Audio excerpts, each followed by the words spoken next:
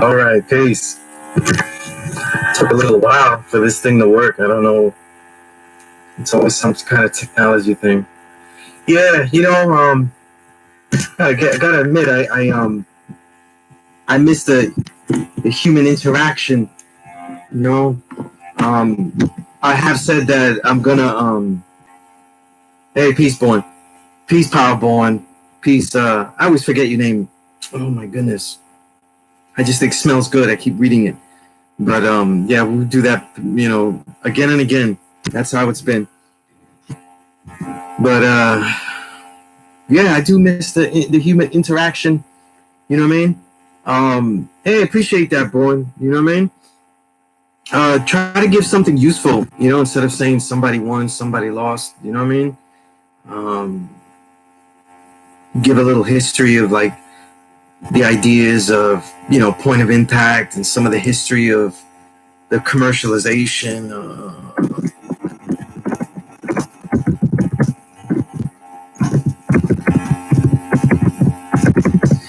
The commercialization of stuff. If I take a pause here, it's because I'm writing down notes for things that I'm going to talk about. Let me reach over and get something that my students have always seen. If they come to my class, they've always seen me pull it out. Eventually, this folder, it's seen better days, this folder, but, I was just realizing that all of these plus lessons that I have, I want to make it digital because I'm getting tired of carrying this thing around. So, one thing that when we get to go back, I want to carry it around. So certain things like plus lesson on the, on the actual facts, not particularly the actual facts, but the last one, the 13th, where it should be, 790 quadrillion, 613, blah, blah, blah, 581 billion, quadrillion, trillion, 790 quadrillion, 613 trillion, 581 billion, 824 million square inches on the planet Earth, right? And then the old one is the 12 trillion number.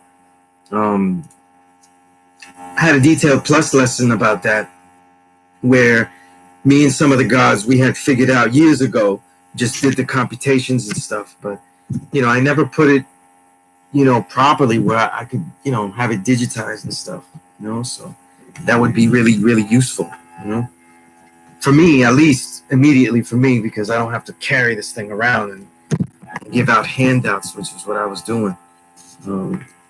Tired of doing that too, but other things, I have many plus lessons that I was using over the years. For a couple of years when I was teaching, I thought that it would be useful to have a particular theme of builds, meaning builds in this case plus lessons, that would go continuously, that each year would be different. And in that major theme of building, I would have certain things. So what really spoiled that was, honestly, enough students didn't come. They didn't always come regularly. So I couldn't expand on that continuation thing. You know what I mean? But so you adapt and you change to the environment. You adapt and you change to the people that are there. As my one of my great elders, the one that really molded me to teach a class, like really teach it, like the pedagogy of it, save your knowledge. Really focused on teaching the people that are in the classroom, and then adjusting to the levels of understanding that each person is at. This isn't, he didn't just say it though, because that's easier said than done, that takes a lot of skill. But see, it's a useful skill that I can mention here for everyone that is making their own teachings out there, wherever you're at, right? You're at C. Medina, Powerborn, right? And you're in other places, or you just, more importantly, you're just in a cipher. You know what I mean? You're in a cipher, yeah. Pedagogy, the science of teaching, right? Anything that you don't have to always stop. You can stop me. Right? In this case, like when I use the word Doja, I mean halftime. I'm using it as the strategies, right? The strategies of teaching. Okay, and I'll explain why that's relevant here, why that's useful. And by the way, you guys, just like in the real classroom, you can stop me and ask a question. You don't have to run to Google and stuff. Ask me the question if I'm using a word that you don't understand, because the way I've always taught, I want you to be challenged by what I'm sharing. I don't, you know, I think that if you're spending the time to actually listen to this, or you spend the time to go to the classroom, it may not seem that way to people, but I expect you to go to a classroom. You should be expected to go into a classroom and be challenged, and then also be able to ask certain things. Okay, ask certain things of that teacher. Expect certain things, right? So when we go back to this idea that the style of pedagogy, style of teaching, the methods, right? The methods to all this building. You would teach. You would have all these voluntary people, just like on the chat here, right? All of these people voluntarily coming into the classroom, and then they want to learn specific things, right? So what happens is that you have people at different levels, and it could be boring for certain people that already passed the level. So with the person that is teaching them, this is very important, the person that is teaching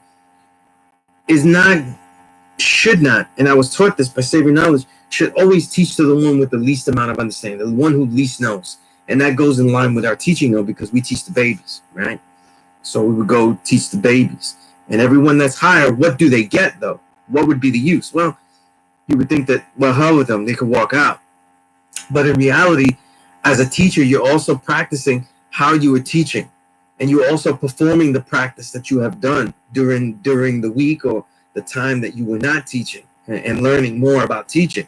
So what happens is you would actually be showing styles of teaching to that student that already knows that lesson, and then what they should be cognizant of, aware of, is that you're showing something new to that person. You know what I mean? A new way of teaching, a new way of getting things across.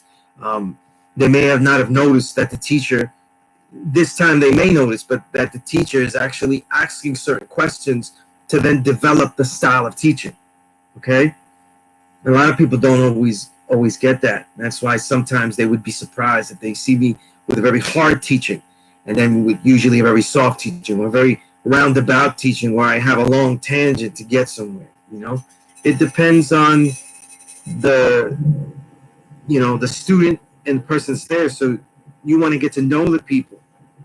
And this style is very important because it's not just in other classrooms you may make around where you make a official civilization class, but in the ciphers of where you're building and the nature by which you build. Okay? Understand that when you build, your conversations with one individual also can often be the conversations that others hear.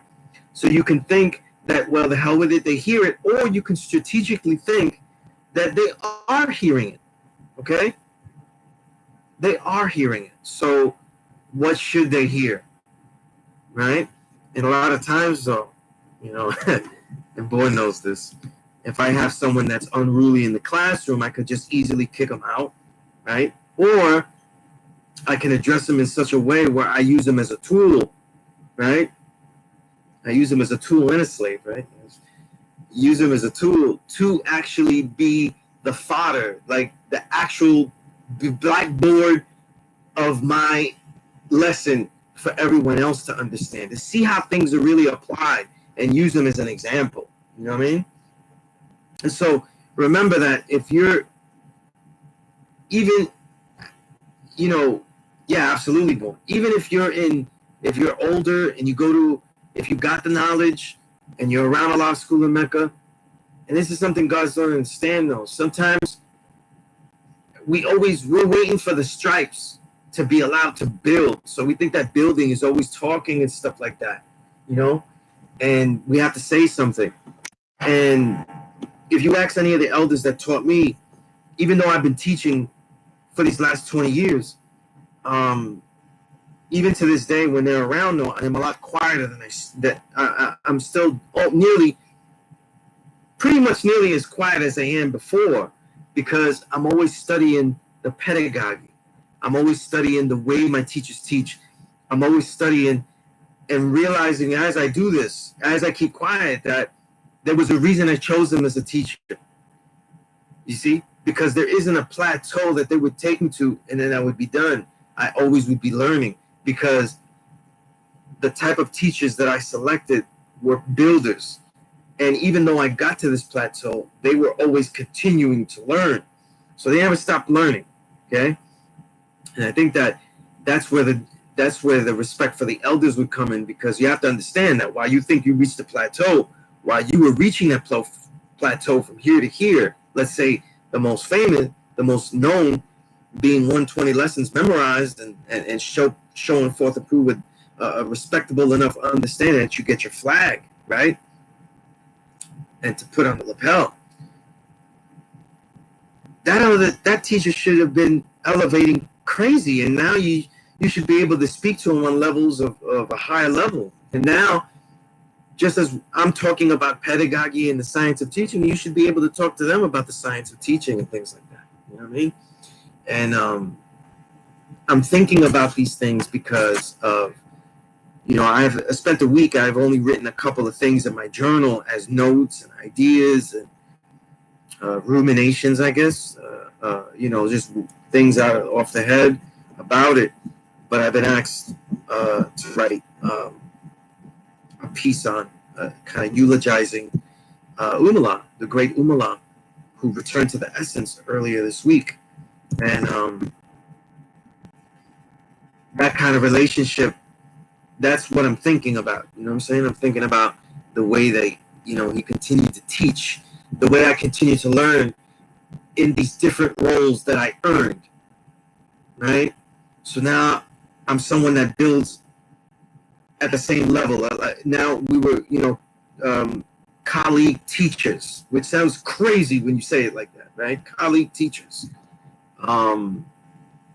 Builders at a law school in Mecca, whether it's through the board simultaneously or throughout, or just in general, that nucleus of people that were building and adding on to the actual school, because there are people that build in the school, but then there's, that build at the school. They're building, but there's people that build for the school.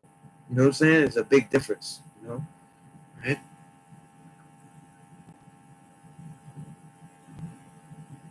And even as I develop these online exclusive courses, I've even come to master when to drink this tea, because it's usually cold every single session that I've drank it. So give myself a little salute there. These are the things that I think about. But since I always like to leave a book, one of the great books, Pedagogy.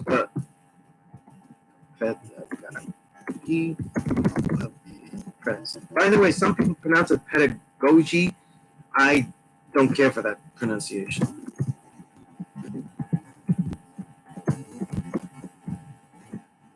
I mean, it's Pedagogy of the Oppressed by Paulo Friere. I just want to make sure that I spelled Paulo Friere right.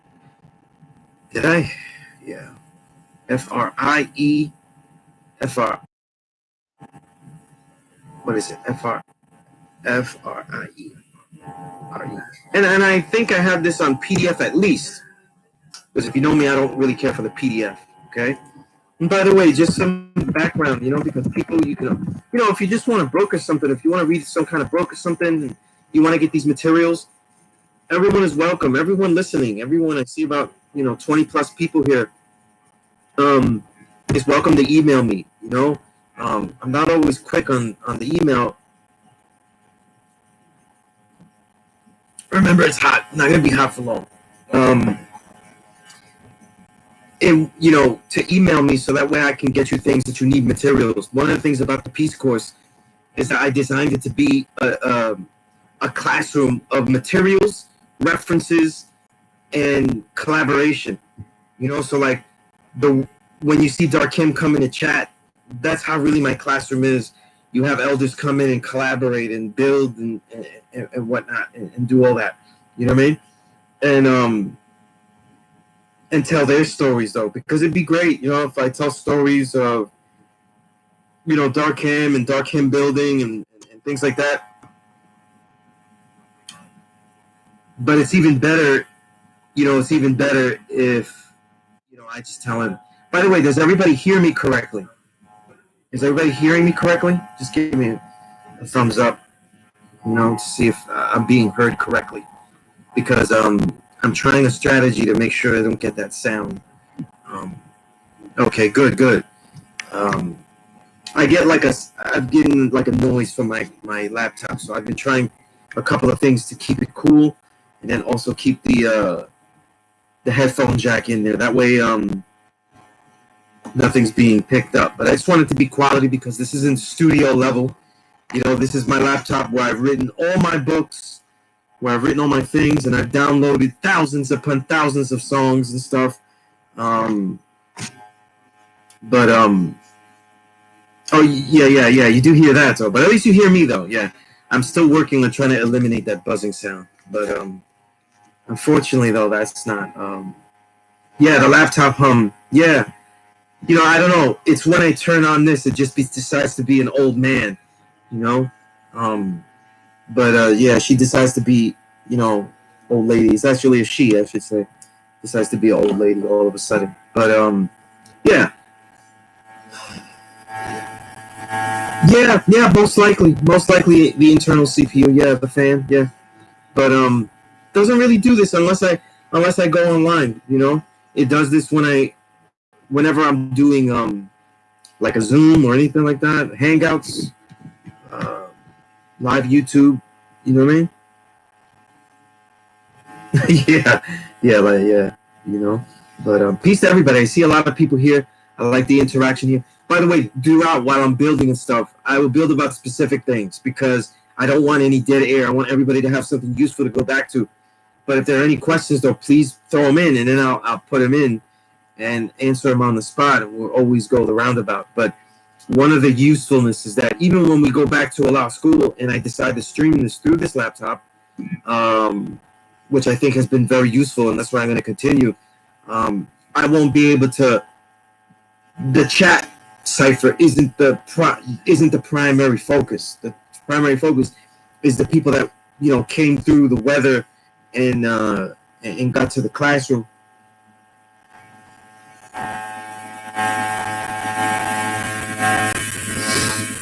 Yes, peace. Yeah, just like I said on my Powerade show, maybe, you know, we treat it like a RZA track. You know, it has a nice little buzz and some wild noises, right? So it's my version of Sub Crazy, right? But yeah, so Pedagogy of the Oppressed is a very important book, and it's a book where I would say that a lot of the things I think about the way of teaching were also mirrored in there. And I'll just read it from the Wikipedia because it really defines it very well. Friere calls traditional pedagogy the banking model of education because it treats the student as an empty vessel to be filled with knowledge, like a piggy bank. He argues that pedagogy should treat the learner as a co-creator of knowledge. Okay? That doesn't really tell you what he means in the book, but it's interactive, just like we're doing now. It depends on your questions. It depends on the reality that you bring. It depends on all these things. You know what I mean? And understand that when I have the build awareness square, right? My plus lesson, the build awareness square. And I talk about those 5 things. Let's just go back to these things a lot because okay, I don't have it written down here, but I'll just write it off the head again. Right? The build awareness square.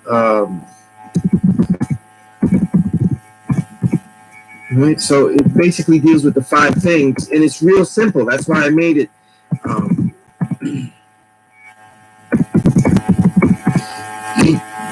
What you eat, how you train, what you read, what you write, and how you share. Okay? In other words, when you're building on your square, like what is knowledge of self, you have to start with you first. You know, talk about all this other stuff about ancient Egypt, the country where you come from and how it connects to all this ancient motherland. All of that is secondary, man. You don't know how you eat.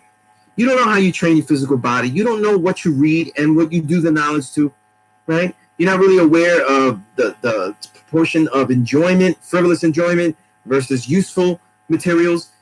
You don't take note of what these things can do for you, right? Because even entertainment is very, very useful, okay? We are creative minds, though, okay? You should be studying creations and enjoying them, of course, right? What you write, what you say, how you say it, the way you say it, what forms do you speak, right? And then all summated in how you share, because what you're eating is how you're sharing with yourself. How you train is how you're sharing with the development of your body. What you're reading is also what you're sharing with yourself. And what you write is what you're sharing to the world, what you say to the world. And with talking about pedagogy is really, and the science of teaching and how you educate is really the same thing. You know, it's really the same thing. It's part of that fifth aspect.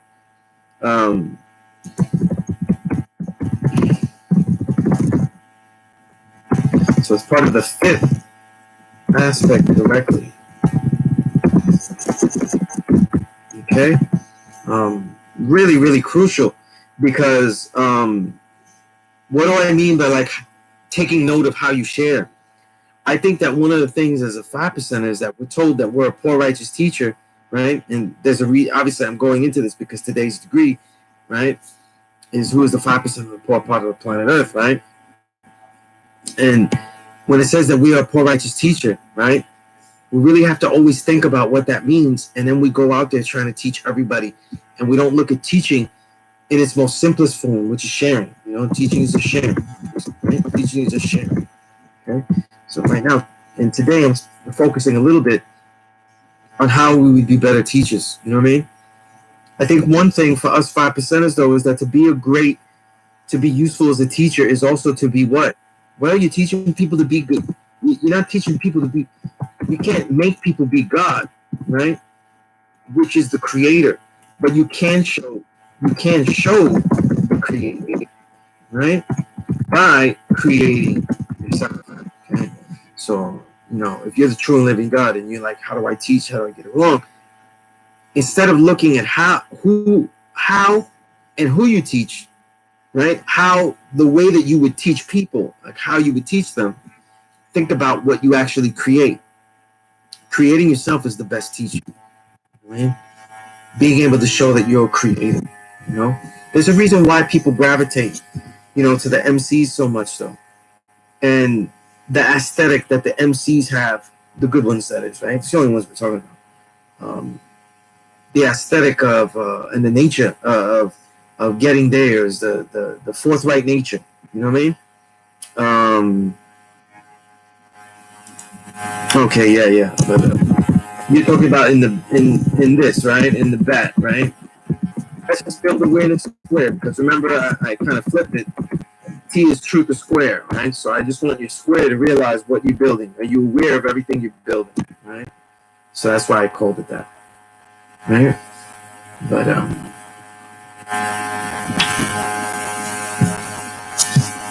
But that's really it. So when we look at all these things, right? When we look at the way we're going to teach first and foremost, right, is that we're not really looking at a system by which we teach ourselves. So here's what happens: someone gets the knowledge, they engage, right? They get. Take this journey with me, right? Student, right? Let's write journey, right? Journey, right? And it starts with newborn. And I write newborn student, so that way you know it's a new student. We call them a newborn, right? Newborn student, gets to the school, and or educators, and or enlighteners. Right? Some people have an issue with the word enlightenment and stuff like that. I don't. An enlightener. I love the word enlightenment. It's a term of great honor. It's someone that lights a path and shows you. It doesn't walk the road with you, but shows all the roads that are available, though. And trust, Until we get that knowledge from them, we didn't know the road. You know, let's not fool ourselves. We didn't know that road, right? But the newborn student gets to the school. Now, understand, this is one part of the journey. This is why I tell you to write a journal, because how did he get there, right? How did he get there, right? What changed in his life that led him to go from questioning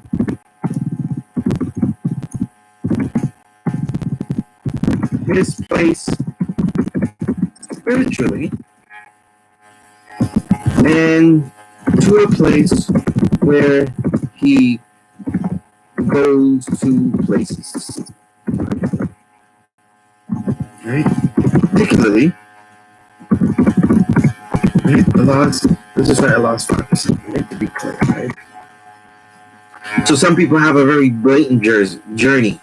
They go from, one individual to the next. They go from churches to mosques to deal with rosters, to do all this, right?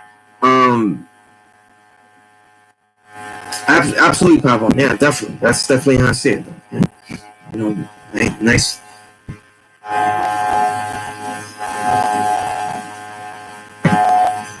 Good summation. I'm gonna put that in the notes when this is all done. Because that really is a good definition. So now that newborn student gets to the school. It is you, the teacher, you, the person, has to get him to not forget the journey that led him to that place, because he could be also stumbling upon mysteries. You know what I mean? And he could take this knowledge of self as mysterious too. I'm the God. They said it. I'm some cosmic being, and that's where you get things like the Fallout, where you get people building with the knowledge after all these years, and they talk about it like it's a spell book. Like it's spells. Today's mathematics is knowledge. If I announce the equality of these things around me, then I'm going to show and prove that I'm the God. Poof. And then smoke, and then you become you again. I don't know. I don't know how to do these spells. I really don't. But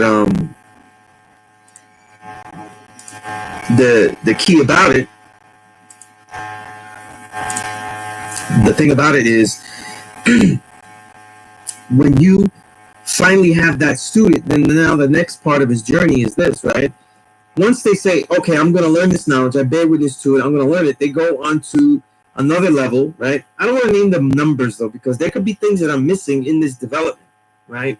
Per se, because some people get to the school, they don't bear witness to the knowledge, right? Let's say if there's someone that's from a different tradition or reality, let's say like myself, coming from a Puerto Rican background as a Boricua, I might not see myself as the black man, so now you have to go backwards.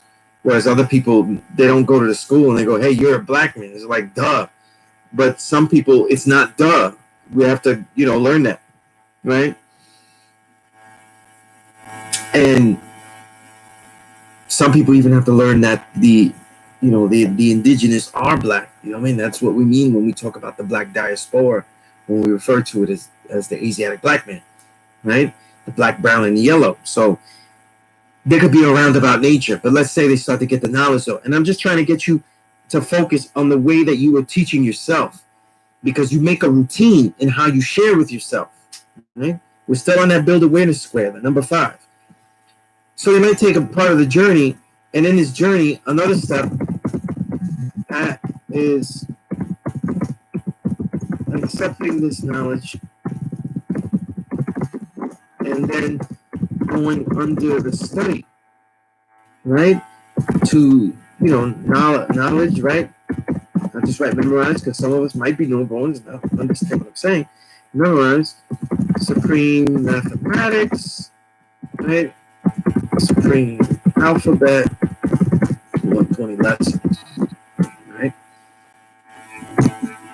So understand, though, that now the path, what has to understand is that what happens often with the student is that the path that gets them to the school has drastically changed.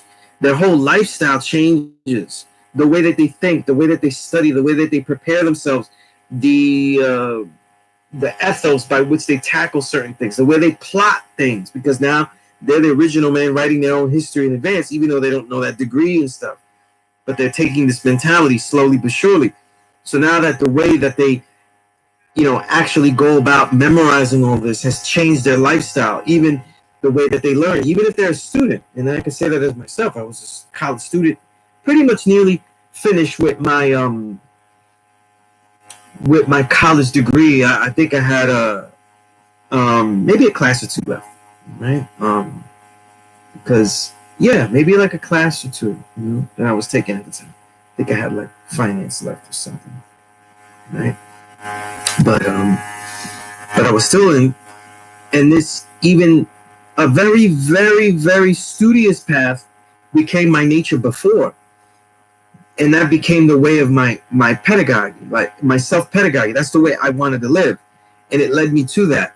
So it transitioned very smoothly into a way of life that was dealing with this knowledge and trying to memorize the math and alphabet, the 120 lessons, right? So, but understand, for most of the students, they just were questioning things. They weren't really like in a serious pursuit, and they read some things, but not to the level where now they have to memorize what is equivalent to about 20 pages of literature, right? Is 120 lessons. So a lot of stuff to memorize, a lot of thoughts and ideas to memorize. A completely new way of thinking, right? A completely new way of researching. So everything is new. But here's the thing. Now I'm going to skip way ahead for you to get the point about how we share. Let's say they acknowledge this. They've already changed a little something, but they acknowledge, right, that now that what they forget is that when I write another step is having all of this knowledge, right? Memorized.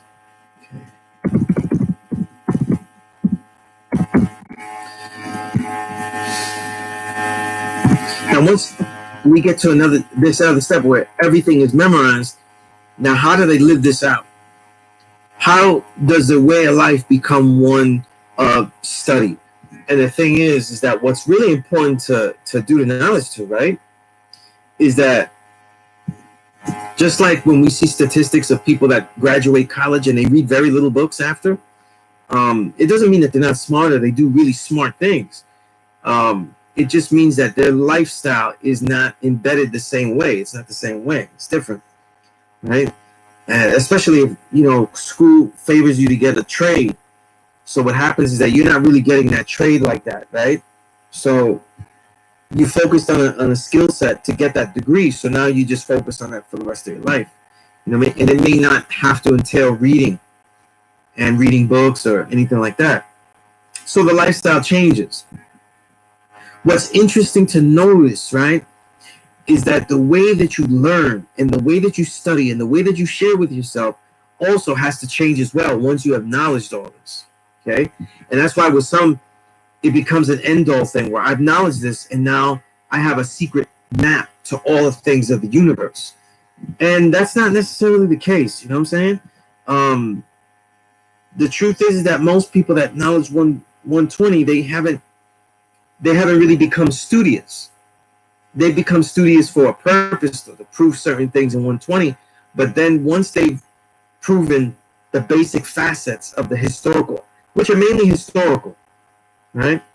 And they've gotten a decent, respectable, many ways I find to be a generic insight to much of 120 lessons.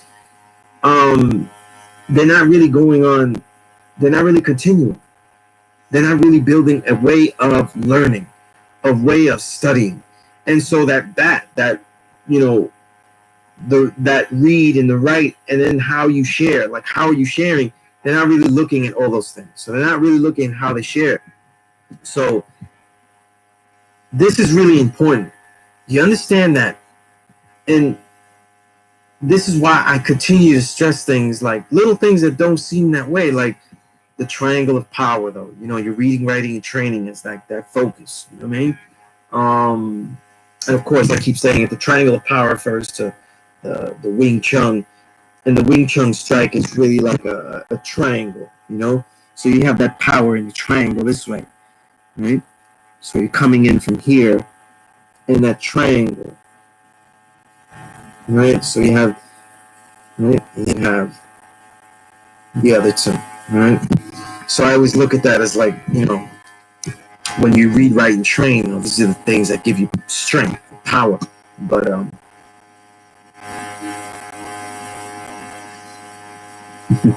yeah, you write stuff back then, you gotta memorize. But so understand the phases of pedagogy and then your own personal pedagogy. How you have to look at how you're teaching yourself, okay? And are you a good enough teacher of yourself, right? How do you build with yourself? How do you study? How, you know, what do you look at as far as like what needs to be studied, right? When I always tell students when they come in, and one of those three things I always say bathe yourself of belief, right? So how do we bathe ourselves of belief, right? Really, right?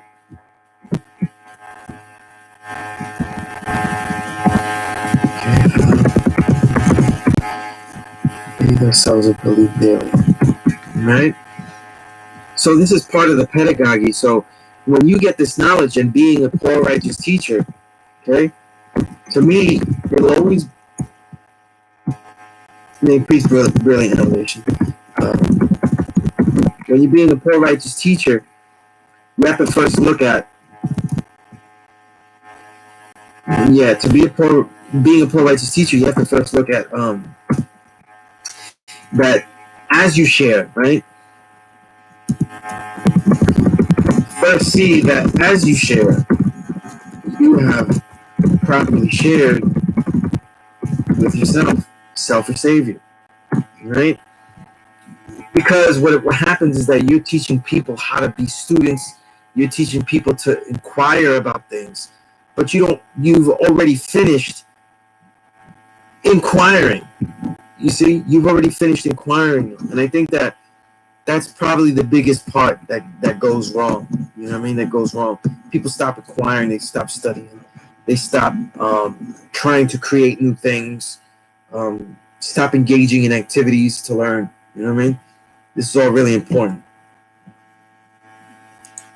So any questions about that? Because I'm saying a whole bunch of stuff, and this is really meant for you to see like the future if you're really learning this and getting 120 though, but also for those that, you know, they knowledge it.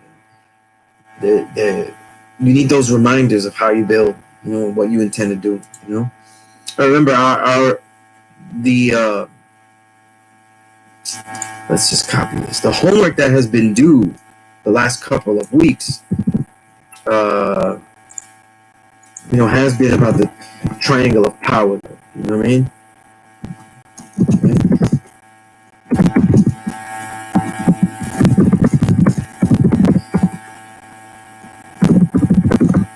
Right? So this is the homework that has been due. And again, you know, like if you did it, that's great. If you do, it's really a lifelong process. I think of new things every day. I have strategies that don't get completed every single day, right? So it's really important. You know what I mean? Okay.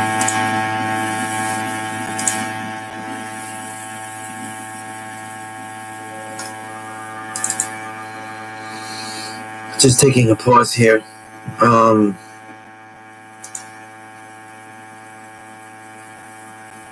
Yeah, see, I don't see the poor being poor or rich. You know what I mean? Wealth has nothing to, you know, wealth and money has nothing to do with that.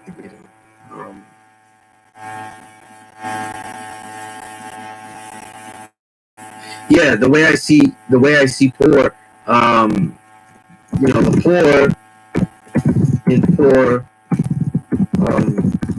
righteous teacher, I see it as sacrifice, as a willingness to sacrifice. Okay, the willingness to sacrifice, to teach, right, to share. Okay, so it doesn't matter if you know if the guy is, you know, is the guy's rich or not. You know what I mean?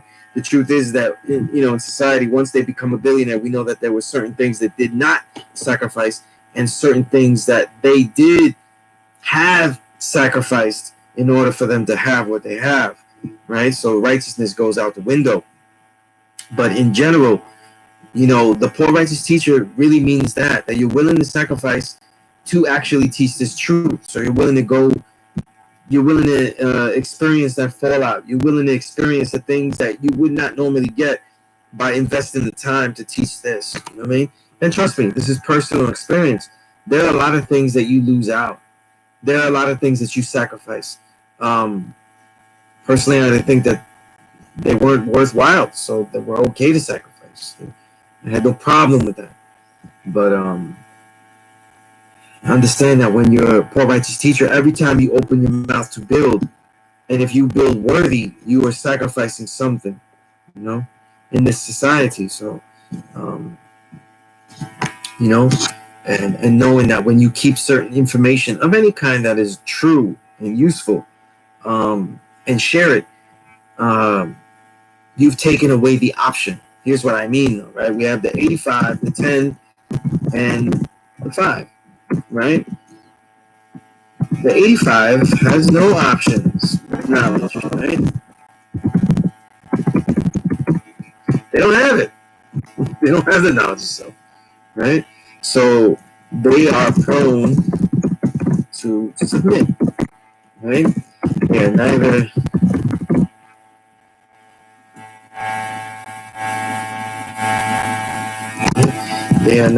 let's see, they are neither, I'm spelling all this stuff bad. I want to write this correctly for the notes. They are neither, this is something I always teach about the 85, 10, and 80, and the 5.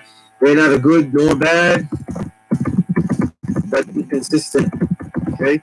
That means friends, family, folk, everything, you know what I mean?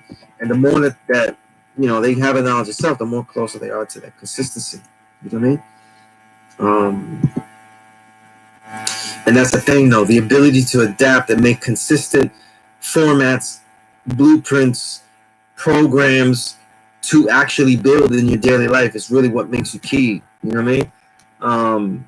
What's different than this about this quarantine time than anything? It just means that you have a different program. You have to make a different program to adjust, But going on with that, I don't want to go too off the cuff, okay? It seems like, coronavirus build can get you off the already long tangent. I don't want to go that long on a tangent just yet, right? Now, the option of what to do with knowledge is with 10 and the 5, all right? The 10 use, right, the knowledge to their personal advantage only, and often detrimental to others, right? What does that mean, though? It means that they not only use it for themselves, but it was actual knowledge that actually needed to be given out. So it's a form of lying, too, because they're not sharing it, okay? This knowledge of self is not something that is for a particular person to keep it to themselves. Understanding the large scope of things, if you really truly have knowledge of self and you truly have the ability to share it, then what you're doing is lying to people that you know or really think to a high degree that they could use it. Okay, it's a form of lying. Okay, because they really could. These are really fun facts. These are things that we should know.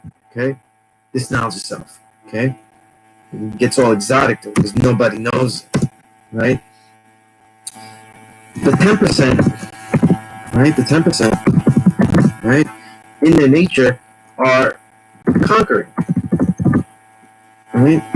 They are taking what they want and changing the reality around them in a negative way. Not changing, I'm going to say affecting, right? That is that They come to America as settlers, pilgrims, settlers, and they take over. The landmass that becomes the United States is no longer what it once was. Okay, they conquer, they change it. Okay, they take it and they change it. Okay, and that change is corrupted, and that's why I use the word conquer. Okay, that's their nature. We'll talk about the 5%. The 5% take the option, right? The 5% take the option of actually sharing to all those that they see can be useful. Okay, and I said that doesn't mean that you yelling out there the black man is God, because that's not going to be useful to everybody. Just at the not just at every moment. Okay, it might be useful to some, but not to others. You know, so like you got to learn how to pick your spots, right, and really share. Okay, share. A lot of times people want to teach because they're lonely. They don't want a lonely world. They want a world of everyone that thinks like them. If you're teaching in that fashion, though, you're already lost in the game. You know, if you can't be you by yourself, then what's the point? You know, what's the point of saying I'm the sole control of this and that? Blah blah blah. You're not willing to do this and be by yourself. Sometimes you could be in a site for years. I'm just exaggerating about it. It really could be. Maybe not in New York, but for years with no one that is worthy of learning this at all and could do nothing with it. This is a possible fact. You know what I mean? Think of it like Kung Fu.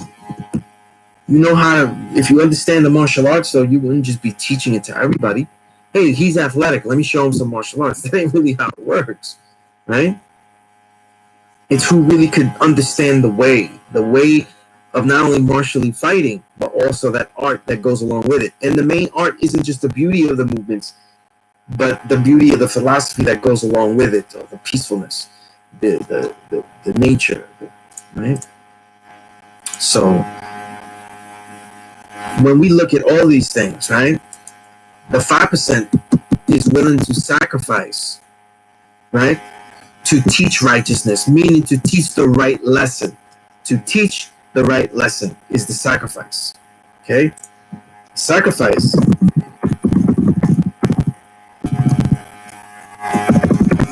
Yeah, my typing skills are atrocious today. Okay? Sacrifice is to teach the right lesson, right? At the right moment, the right person.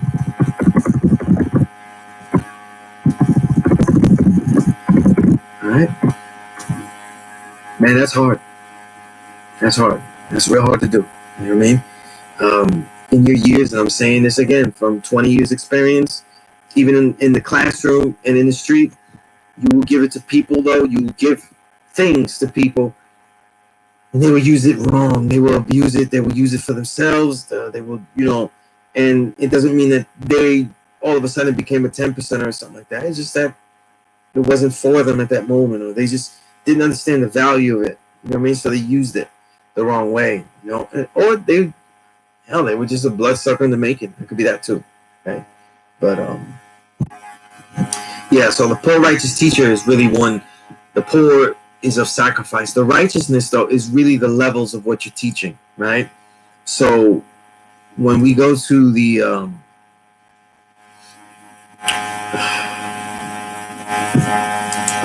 knowledge build degree, right? What is the duty of a civilized person? The duty of a civilized person is to teach he who is savage civilization, right? Righteousness. Yeah, that's two. I got 3 fingers out. 2, righteousness, and the knowledge of himself, right? And the science of everything in life, which is love, peace, and happiness. And it's like a umbrella, love, peace, and happiness, right? So there's 4 things, right? Knowledge, wisdom, understanding, culture. It's 4 things, right? And let me try to. I want to write all that because it's a lot. But okay. Let's see. Knowledge. Right, as a knowledge, 18th degree, and the 1 to 40. And this is good for everybody, even if you're not on this, right? The duty of a civilized person is to teach he who is savage, right? And really everybody, right? But there goes he who is savage, though, because savage would be the lowest level, so you got to teach the most basic stuff, but you eventually teach them all, right? But teach he who is savage. Civilization, right? We'll do them one by one. I'm going to write them a little differently. Okay? We'll do them one by one. That's a really good question. How you determine the right moment? This is what I'm building on with the 18th degree. Okay, this is going to tell you. Okay, this is how we use 120 to actually understand what the hell we're doing out here, right? You know what I mean? Like the insights in 120 are profound, though, if you use them more than just figuring out crackers and when their run is over. You know, like that's like the last thing. That's the last thing you should do. You know what I mean? And this isn't a cracker handbook of like, the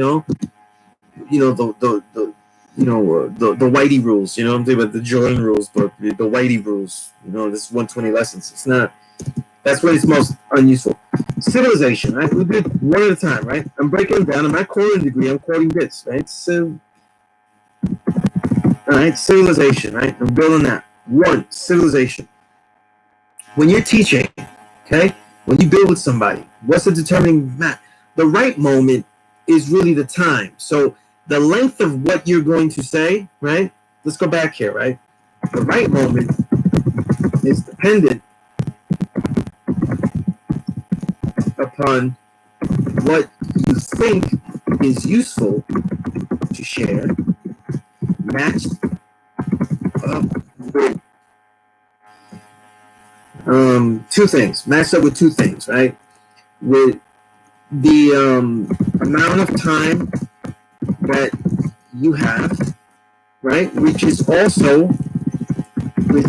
correlated, right, or basically attached to. I'm just trying to make a simple word there. Attached to the intellect level of the person, right? Let's be honest though, if the person isn't smart enough, then that means that the time that you have to build, I don't care where you are, if you're in the hood and you got all day and ain't nothing going on though. The level of intellect that you gauge of the person, that's why you have conversations. Have a real conversation with somebody. Okay? Do not be, I'm teaching this and I'm finding, and real conversation with somebody. Find out what they could use and if they can grasp. Somebody you realize, this person really could use this. This is where they're at right now. This is what they need to do. Man, they honestly might be too stupid. You know what I'm saying? But you wouldn't know if you don't really speak to them. You got to speak to them. So you have to, when I say the amount of time is correlated though, the amount of time that you have to build might be less, is lessened, right? Based on the intellect level that you're gauging. And understand this. You're having conversations with people. If you don't know this person that well though, then you're also making assumptions about their intellect level as well, okay? Because you're dealing with what they present to you. And that's just the way it is. You know what I'm saying? So when you teach a person that you have gauged to be of a low intellect level, this is where, right, your sincerity and humility kicks in. And you don't share like a condescending. You know what? And you fill in that blank right there, because it's a whole bunch of things, right? Don't be an asshole. You know what I mean? Don't be an asshole when you know something and be like, well, basically what you need to do is this and that. You know what I mean?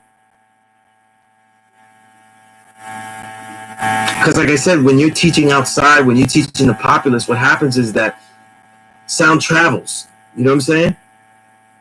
And the thing is that when sound travels, though, your name travels too. And if you're condescending to one, though, trust me, it travels to other people in that vibe. And it also, you travel with it. You become condescending to one individual, right? And what I mean by condescending means looking down on them, speaking down to them, speaking over them. You know what I'm saying? We speak to the people. We respect them. You know what I mean? We respect them because the truth is, no matter how fierce you were and amazing you were to find this knowledge yourself, it doesn't mean that You're better than anyone else. You know what I mean?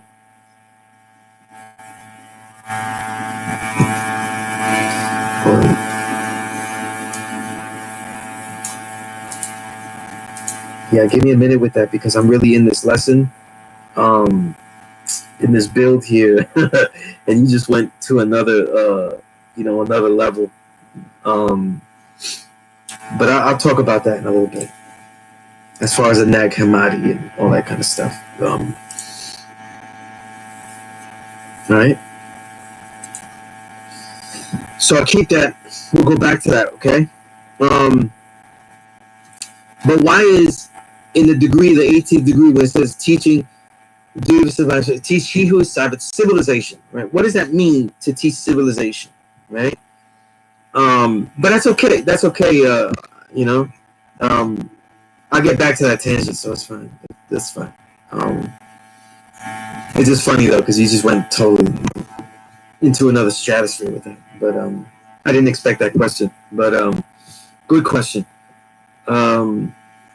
When we teach civilization, what are we teaching though? This is what the problem is. We don't understand what it means to teach civilization. You know what I mean?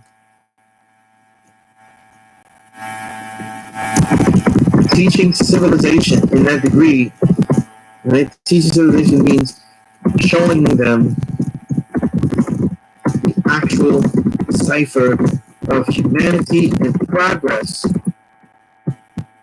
of humanity that they are. Of humanity. Let me say this again. Teaching civilization means showing the actual cipher of humanity, the current progress of humanity, right, in this said oppressive society. I wrote that really big-headed right there. Okay, I'm gonna break that down a little bit, but you're really showing them though that this world isn't what they think it is. So this American, this westernized civilization isn't the peak of civilization. Okay, in fact, civilizations don't really have those kind of peaks like that. They're not. Ancient Egypt is the best, and America's here, and things like that. The truth is, society is made of working parts, and there were incredible things about ancient Kemet, and there are incredible things about even the United States of America. It's finding the balance, though. Of course, everything that we learn about ancient Egypt outweighs America because this is an oppressive society designed to keep us down. Okay, but nothing is linear, is what I'm saying. It doesn't go in a line where it just goes up, up, up. And that's what most people believe. They believe like, it was ancient. Our people had loincloths. They didn't know anything, and then now they know something. So that's not really the way it works. So when you give them civilization, you're showing them this society for what it truly is, though. Is it a society based on humanity? Okay. And I say this because a lot of times we teach, though, and we don't really show the human element of things. That it's not, we build on a civilization not being right and exact. And what happens is that we end up making philosophical devils with pitchforks. We make these philosophical beings of devils with pitchforks as the rulers of this evil civilization that we're in. And the truth is that this is really a society, right, that is based around the weakness that they are protecting, the weakness that they are protecting, and it leads into a wicked way of life, right? So their way is a simple way, right? It is based on using our mind and our body to help construct everything. But to make that a consistent society, they have to find a way to consistently use us, okay? So once that happens, well, what do we have, right? We have this society here. So when you teach civilization, you're exposing that, okay? You're exposing that concept, that idea, all right? So that's the first part. Nobody's worth teaching anything as far as knowledge of self if they don't really understand where they're at. You know what I mean? If they don't know a little bit about politics, if they don't know a little bit of how everything works, though, if they're completely gullible about just daily workings of the city, how are they not going to be gullible and be able to see the gullibility and the naivety that they have about the mystery God? You know, you'd be skipping, right? So this is one of the major things, you know, is the order. So you have civilization, right? And then you have what? Civilization, right? Righteousness. Okay? Righteousness. Okay. Cool. Righteousness. And we're talking about the 18th degree. That's why I'm quoting righteousness, right? I'm quoting the 18th degree and the 1 to 40, right? You go back in these chat notes, right? Which I'm going to take a moment to copy and paste so that way I can easily put them in the description once this class is ended, okay, and it's fully up. Righteousness, though, is one who is accepting of the falsity of, you know, today's civilization. You know, well, let's say Western civilization. It's grander, you know, that is, you know, it's ultimately great. It's a peak. It is not. They realize it's not the peak of everything. That we are oppressed, and it is a design that is unacceptable. And what I mean by that, when people say things are unacceptable, when people realize when they have civilization, they know that not only is it wrong, but when it becomes unacceptable, meaning that they will not accept it, then they ask for the ways, right?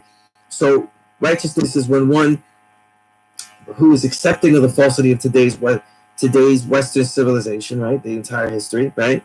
And is grander, right? And they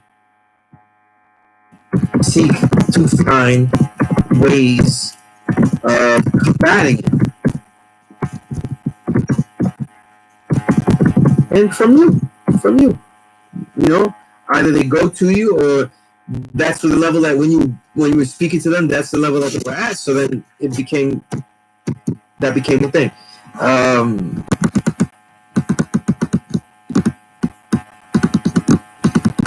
It's a good question. Let's go back to that. That's a good question. Let's see. Wise you said peace, the 17th degree, one having knowledge, wisdom, understanding, culture, refinement is not a 17th degree. Indeed. But you know, we're on the 18th degree, right? I'm showing the levels of pedagogy and how you're teaching through that 18th degree, right? This is important. This is the poor righteous teacher. This is the most educative part. One of the most useful lessons in teaching the 16th degree. Okay, so what happens though is you expose them. The easiest way is always diet. You expose to them the falsities of the food that's around them, the food that they're eating, and then they ask, well, what do I do? Because now I don't know what to eat. You know, everything is wrong, all this. And then you give them correct things to do. You give them right ways of eating, of living, and so on and so forth, right? Has everyone you taught visited your rest, though? Okay. It's impossible. I mean, I've been at the school for 20 whole years. There's no way that I could, and there's absolutely no way that I would ever invite every single student that I ever taught to my home. Okay, that's impossible. But and some are not worthy on that level. You know what I mean? And then some students become family. Some students are just students, and I just share with them. But the students that become my family like that, they know that as I taught them, I never imposed that. I never said, like, I'm giving you the knowledge, we're going to be buddies and best pals and stuff, because I'm not even that kind of guy. You know, I'm not even that kind of person. You know what I mean? Right? Peace out, then. But, and everybody that's here, I see divine truth. I see, you know, everybody. So, when you say, has everyone taught visiting your rest, though? No, not everybody visits my rest, because I teach in the classroom. And then if I teach them other things, I can teach them outside of the classroom as well. Like, let's say certain students that are ready to learn the martial arts and stuff. You know what I mean? Then I can teach them outside of the classroom and things like that. But certain students, I do invite them to my home. You know what I mean? It all depends. Every student, every person is different. right? Do you show the actual cipher of humanity somewhere else? I think we can show the humanity, the humanity of our cipher of ourselves, merely by showing what we have. You know what I mean? Like what we have done, and that's a problem though. I need, I ask you guys to all be creators, create things. You know what I mean? But what's your name, Amante? You have a righteous name? I don't remember that name. That's why.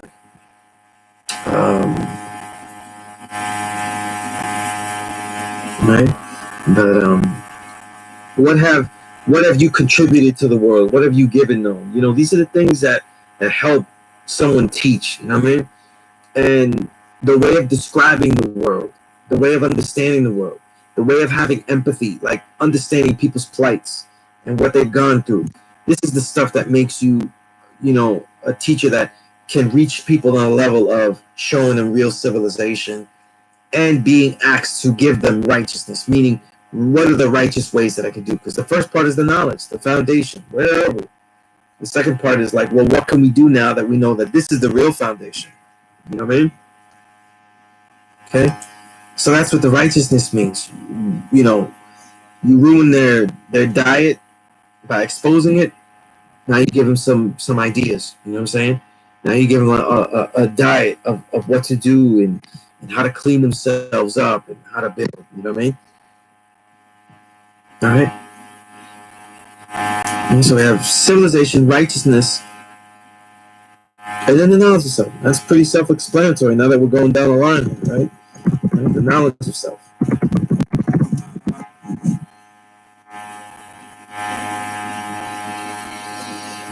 No, it doesn't. It doesn't mean. It's a good question. Let me just say this: the knowledge of self. When you give them the knowledge of self, it means that they're ready. This person is ready. You could tell that this person is ready to take this journey of being self-empowered. Okay. Then you give them the knowledge of self. Okay. They show themselves to be ready to be self-empowered. They're going to do their own. You know? But when you said, what are your examples of the grandeur of the Western civilization? Yeah.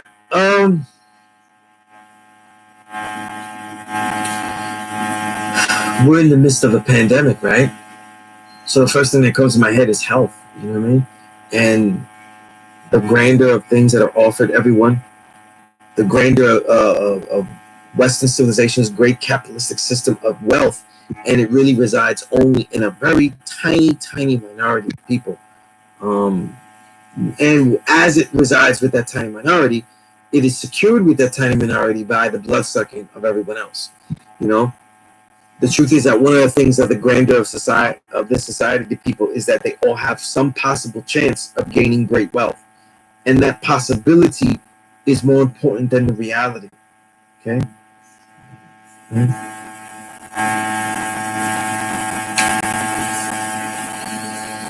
Yeah, unfortunately though, not like based on how we're suffering from it, we might end up being the face of corona, right?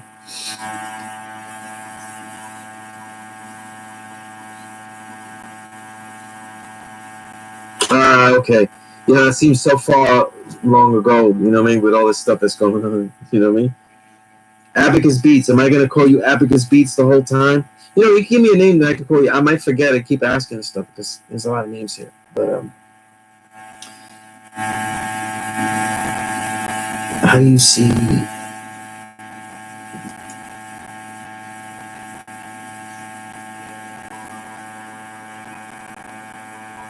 Okay, give me a moment here. I want to copy some of these notes.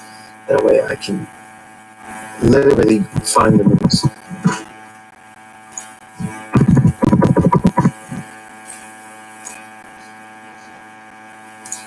All right.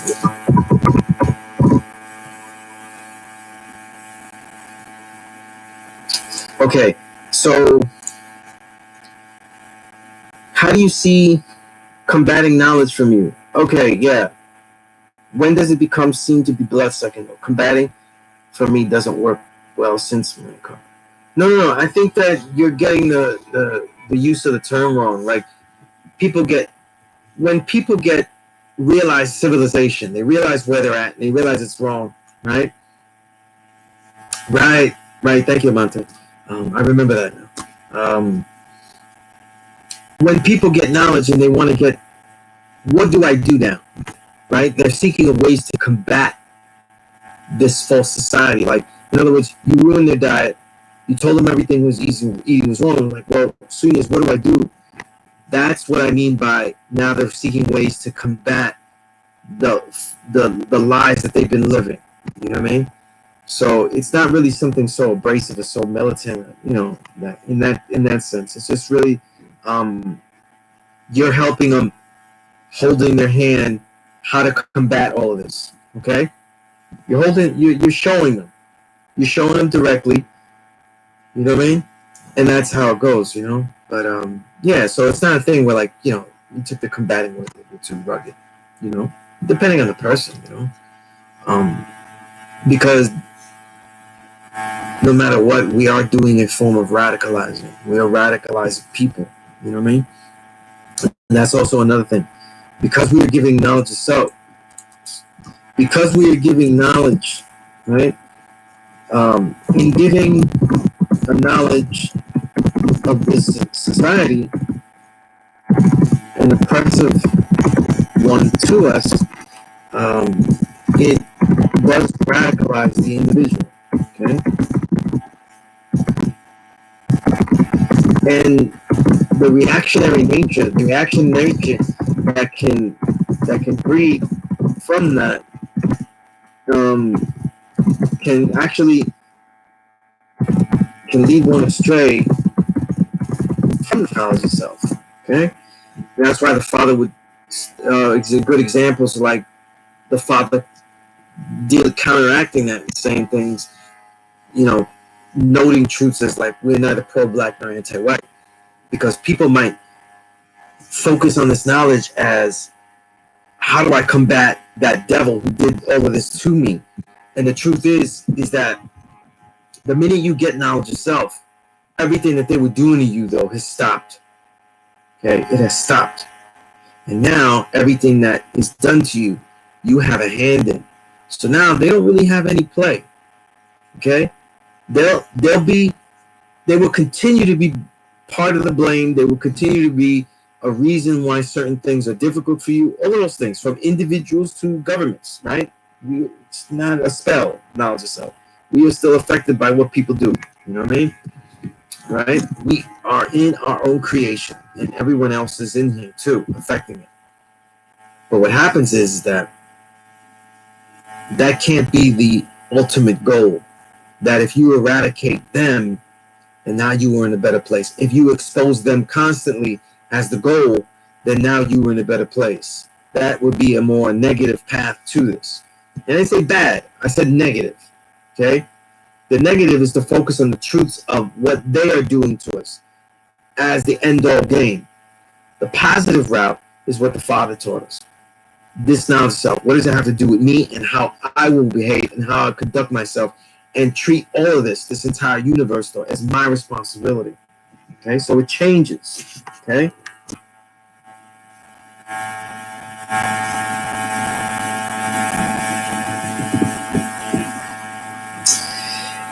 Oh man, it's hard to know when you're wasting time giving it up and stuff like that. But listen, I'm the last person to tell you, like, losing time, wasting time.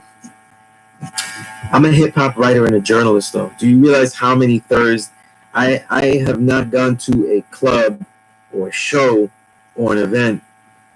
That's just one thing. I'm just naming one thing that falls on a Thursday in 20 years. Okay?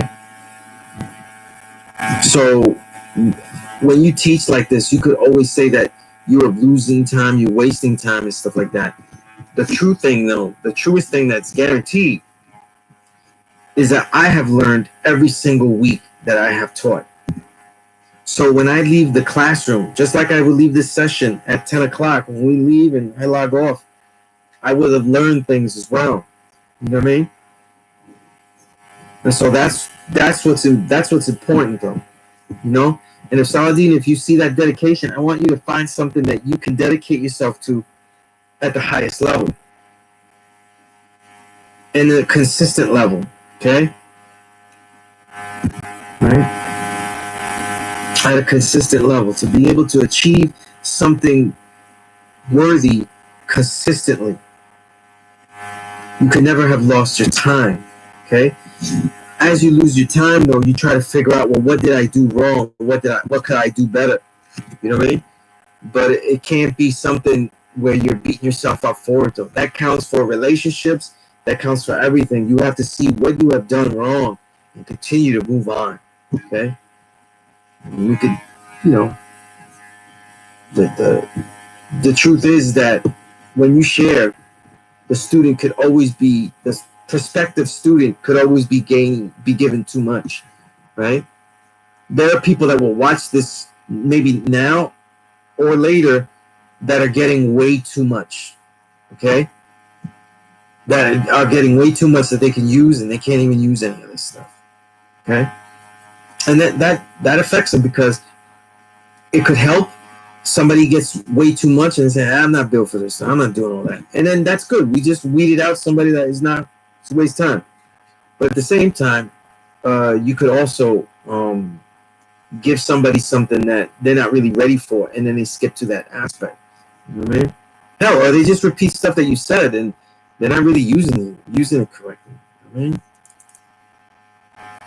what I mean? Right? But yeah, it's always something to constantly gauge. You know?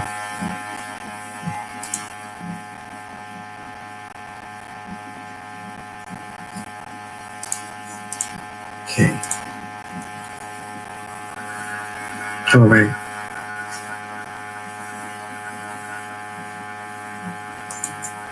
Taking a pause just for a breather. See what I have here. Mm-hmm.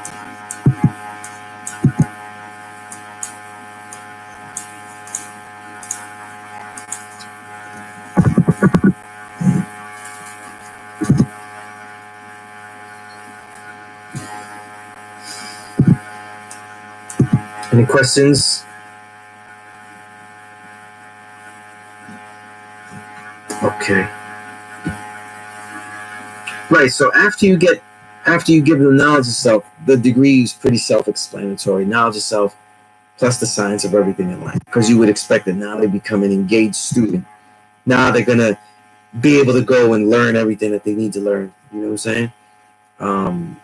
And then in that order. You know what I'm saying? Yeah. Let's see.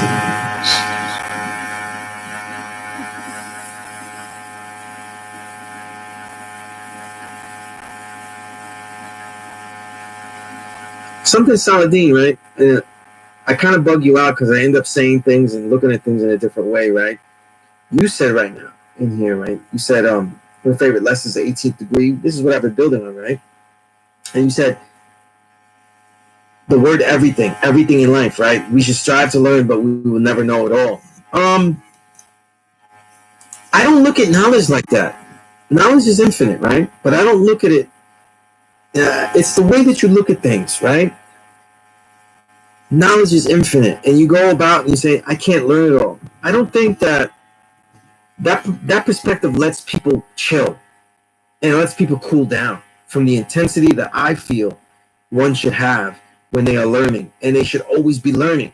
And that's one of the things about the pedagogy I said earlier in the class, is that as we get this knowledge from newborn to someone who's knowledged it, to someone who lives with this, the way that you continue to get knowledge, though, should constantly be elevating yourself at extreme levels, and you should always be one that is gaining knowledge as a way of life. That should be your way of life, okay? And that knowledge degree in the 1 to 10 is never proven, because you're always exploring yourself, okay? You were never fully explored. So the thing is, when we look at knowledge being infinite, I don't want it to be seen as something that you just cop out to, that, and I'm saying you rhetorically, not you, Saladin. Something that you say like, oh, okay, I can't know it all. So that's just the way it is. Knowledge is infinite. I want it ought to be looked at as something that is you creating. That your creations can never really be exhausted. That you're a creator, that you can never be exhausted, because the entire world that you create is filled with knowledge endlessly, because your ideas are endless, and that it is one and the same. Because our ideas are endless, so all knowledge has to be infinite. Okay? This is the mentality to look at things, right?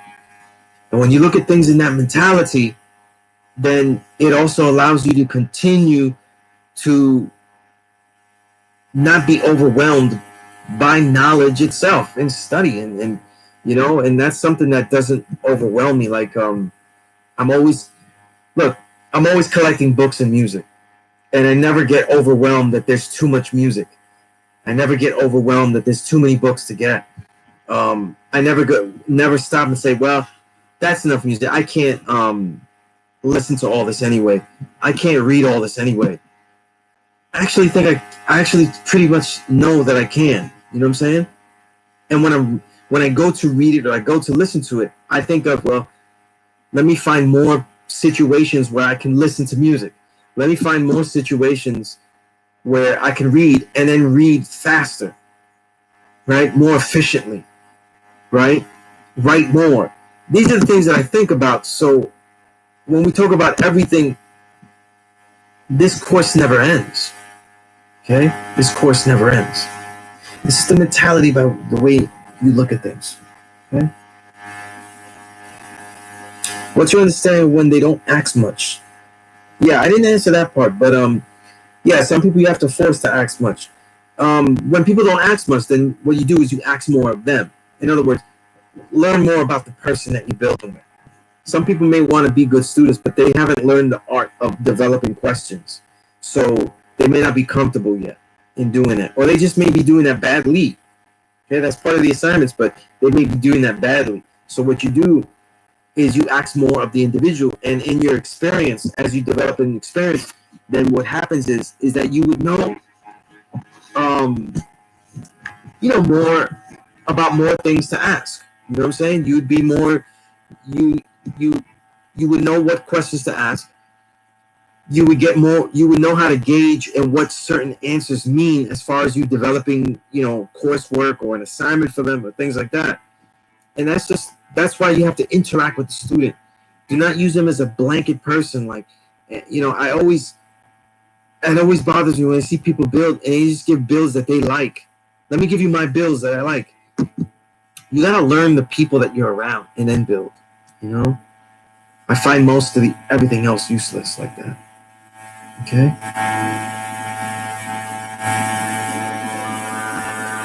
Yes, peace.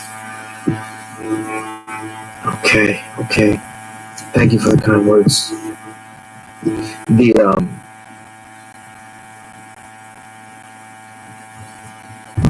Okay.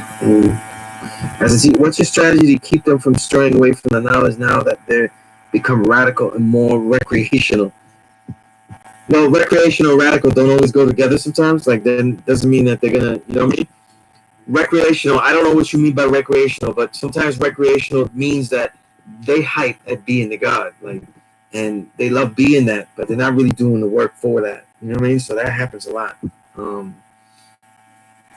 Hey, that's when you gotta bomb up a student. It's just what happens. You know what I'm saying?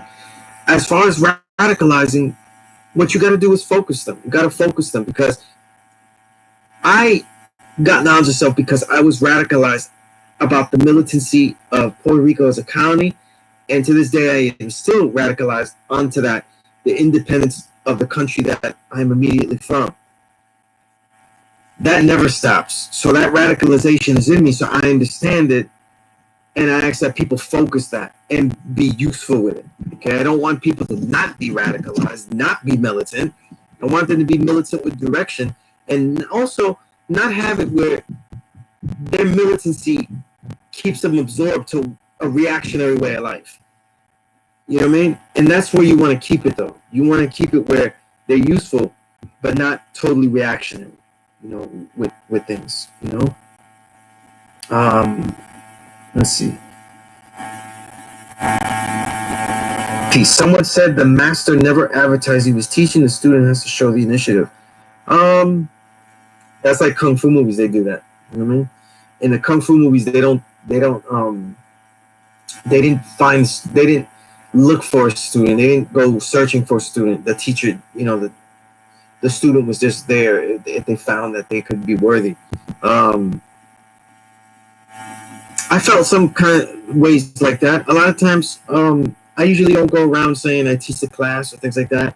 I let people come as they come. I think that saying that you are a master of something, going out there and saying you're a master, you could teach something, is something that is sometimes it hits me as outlandish. Maybe that's a good word for it. You know what I mean? Always a little bit silly. You know what I'm saying? Even I have issue putting out a post and saying I'm teaching this course and stuff. I always will find it awkward. You know what I mean? Yeah, I always find that a little bit awkward. You know, but the thing is, though, is that we also share. So we're sharing what we can do, what we can teach, and all of that stuff like that. You know what I'm saying? So it depends on the cipher. Like, I'm not out in the street going, "I'm the God, I can teach anyone," shit like that. So in daily life, it's not advertised. You know what I'm saying? In a cipher where it possibly could be used, then I throw it out there. So like social media, if you don't give a shit, you could just keep scrolling. You know what I mean? So it kind of works there. You know what I mean? But right. Should a 5%er study the works of the Honorable Elijah? Yeah, you gotta study works of Elijah. He wrote the lessons, and they're his answers. So just studying the lessons, you would want to know the nature by which he speaks. Because most of his books aren't really written; their speech is annotated. That's why they're so repetitive and daunting sometimes to read. It really gets tired reading Message to Black Men. I don't know whoever's read through it all, but boy, it's a real repetitive book. But you absolutely have to. You know what I'm saying? Absolutely have to. The more Elijah books that you read, the more you get a handle of his dialect and the way that he speaks, and often his intentions of things. And you piece together things. You know what I mean? And you should start with Message to the Black Man, and then just go through them all. Right? Yeah, absolutely.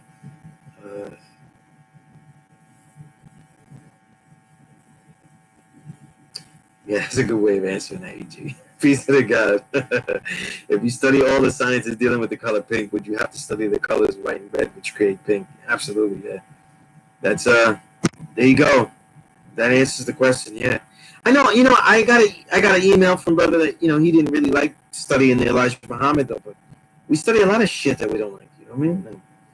And it could, if for a lot of us, including myself, though, sometimes reading Elijah Muhammad's books feels religious as hell. You know what I mean?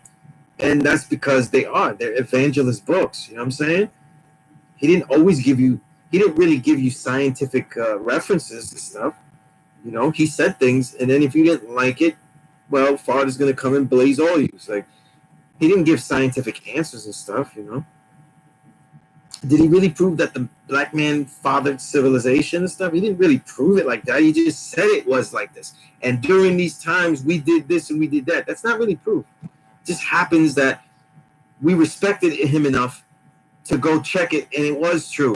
And then every time we check one thing, it was true, and then another thing. So as a good scholar, you go back to 120 lessons because there's the probability of statements being true in there is near 100%. So a good scholar would go back to that and test that, as opposed to some other, charlatan saying whatever. You know what I mean?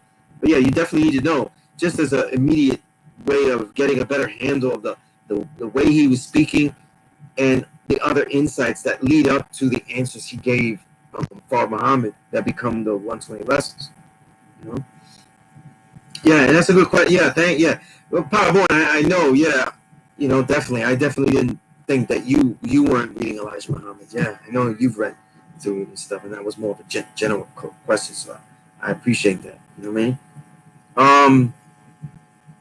I don't. I don't know if I would say read only Our Savior's Arrival. I think Message to the Black Man is the foundational one. But when I talk about books, I usually don't tell you read only this one. I like you to read all of them.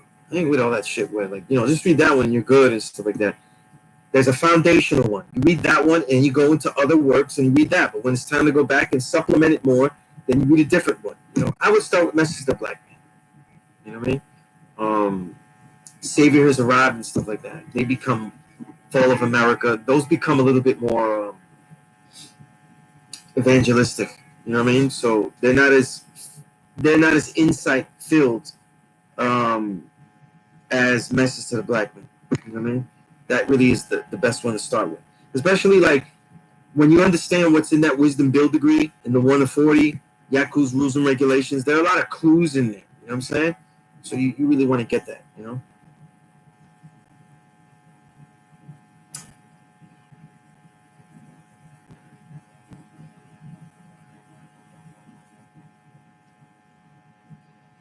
Can you explain the black German, bro? Can you explain the black German and if that's proven scientifically?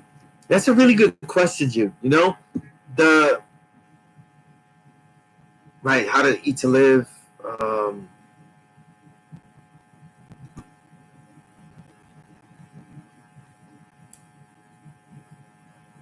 Yeah. Oh, okay. That's Peace Powerball. Yeah, I was getting it wrong. Yeah. Theology of Time. If there was one to read last, that was probably one you read last. And if you could, because you can't really do this, you try to order the Elijah books based on when they were, the years they were written. And we know that Theology of Time is speeches from the 70s. You know what I mean? And if you're really a student, you want to see like the way he was teaching after the Father as opposed to before. You know what I mean? It's a little thing to keep in your head when you're reading them. Right?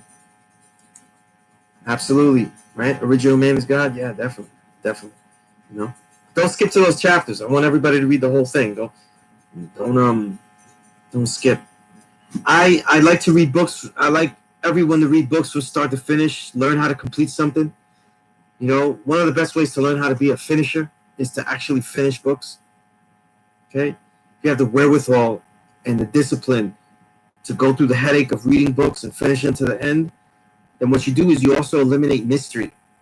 And you know that when you read a book, though, you know everything that went in the pages itself. You know what I mean?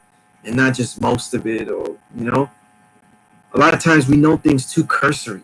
We know about everything, a little bit about this, a little bit about that. You know what I mean?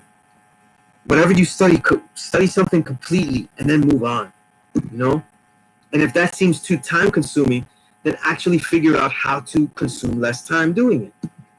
But don't throw away being completist and complete with things and boring things. That's what boring is, an elevated fulfillment and fulfilling things, by just using time as an excuse, But let's see. I just want to copy that question because we spent a while talking about that question. Okay.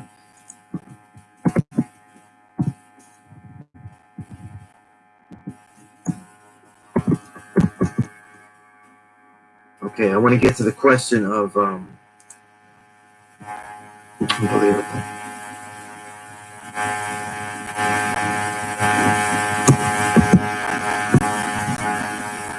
They're copying and pasting terribly. I know what happened. I copied and pasted it incorrectly. All right, I want to get to that genetics question. Okay. Jude, where are you in the lessons or anywhere like that? Are you even on the 30s at all? Right?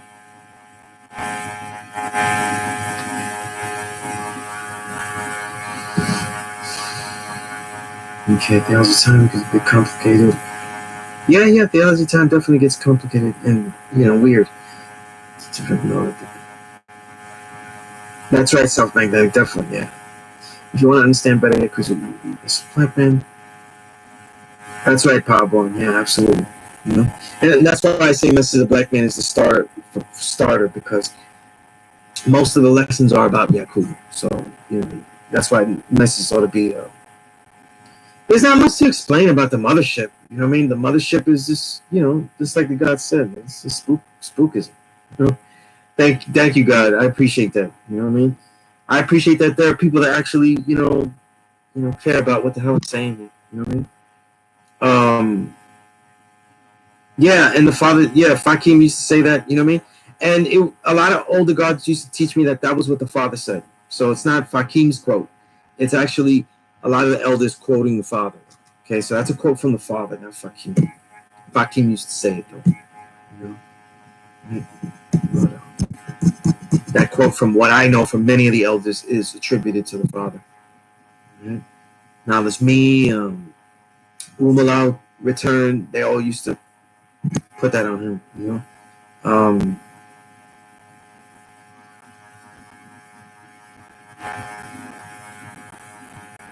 Creed. He's gone. Yeah. All right. Yeah. So you guys have names, and I always forget the names and everything like that.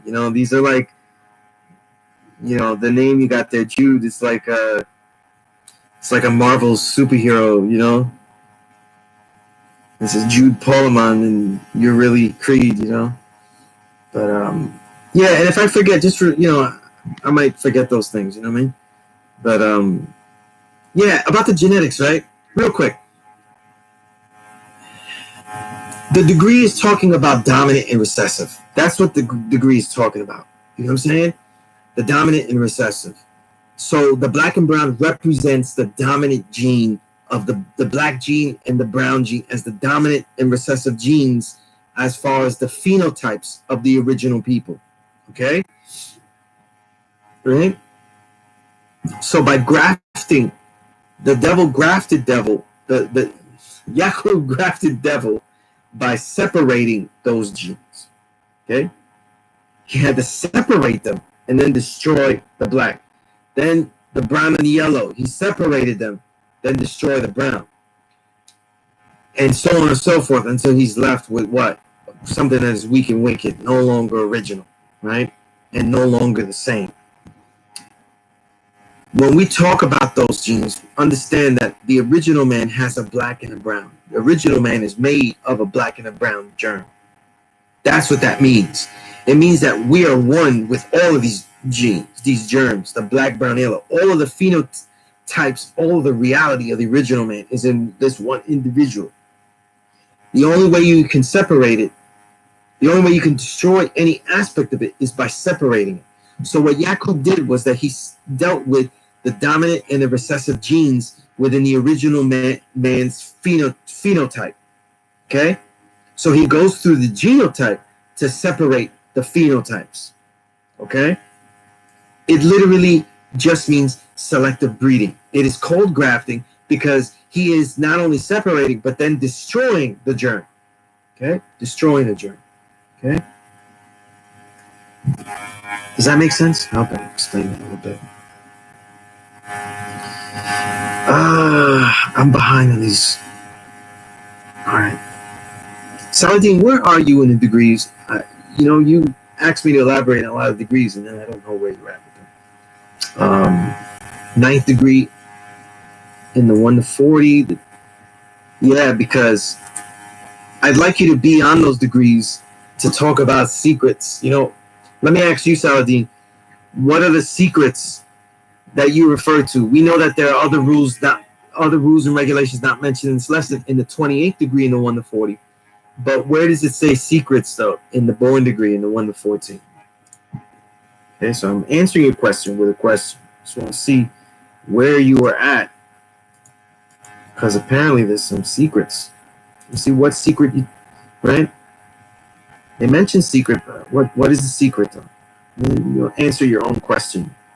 Okay?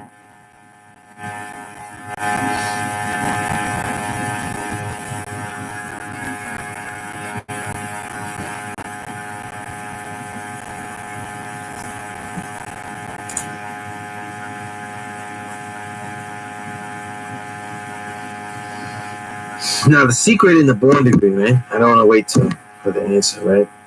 The secret in the born degree, right, is in there, right? That we gave him this knowledge of self, right? And that we allowed him to come amongst us, right? That's a little different than the secrets, or if you're saying secrets, of the, they're really not necessarily secrets in this case, but rules and regulations not mentioned in the lesson.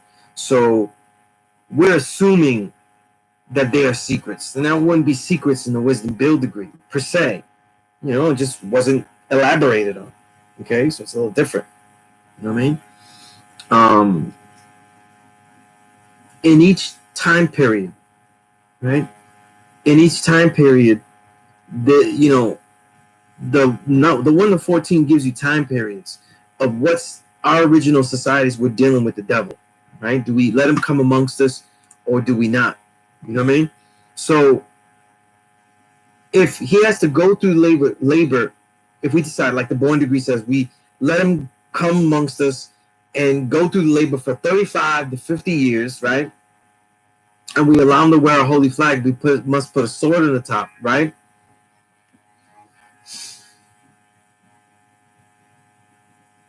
The secret is also the identification of the sword that we would take off his head, right? But also this idea that he is not really like that the fact that he is under the sword is the secret. That he must engage himself like any citizen in the society, okay? Even though he is under the sword. You know what I mean? So that secret becomes that religion. You know what I'm saying? That religion that is given to him, literally, because he's under that. You know what I mean? And who's to say that it was that it could fluctuate? You know what I'm saying? That in that particular society they wanted different things advocated and whatnot. I think one of the best assignments is to go back into history and find those time periods where societies were more embracing of them. And we could find a lot of them, though, because most of the East was after the devil, came down, after Musa taught him. Many of the societies were matriarchal in allowing them to come in. So most of the societies are more like the born degree than they were like the 10th degree. Just chopping heads and exiling, and not allowing. Let's see. I don't know if that begins to answer it, though. But there's a lot of research to go there. That's peace, God. I write a lot of gods in prison and stuff, and I don't remember everybody. I don't always get to write, so I try to write something that you could, if that was the only letter I could get out there, something that you could use for a long time. That would be useful. If it was useful, that's real honor. Nah, because do I teach students to get the knowledge and wisdom and then go back and get to understand, like just quote? Nah, yeah, that doesn't make sense to me. It doesn't make sense to me because we're human. We don't work that way. Like, I think memorization. We're asking questions about things. I want us to have critical thinking, so I want us to look at things, everything that we look at, and come up with questions. So why would I have them memorize rotely and just not answer and not come up with ideas? Because here's what happens when you have them just memorize and no questions or anything like that, or to get an understanding, and they just learn it and then you understand later. First of all, it's not like real life, though. And you have a real danger of making a robot and not getting that brother to be himself, the true and living God. But it's not the way I would want him. Remember that transition I'm talking about, like how you live while you get the stunts and how you live after? You're making a very big gap of difference between how he's learning 120 and how he would live with 120. Because he's not going to engage with anything else like that, ever like that. Okay? Not anything ever. Everything I taught, you have to learn.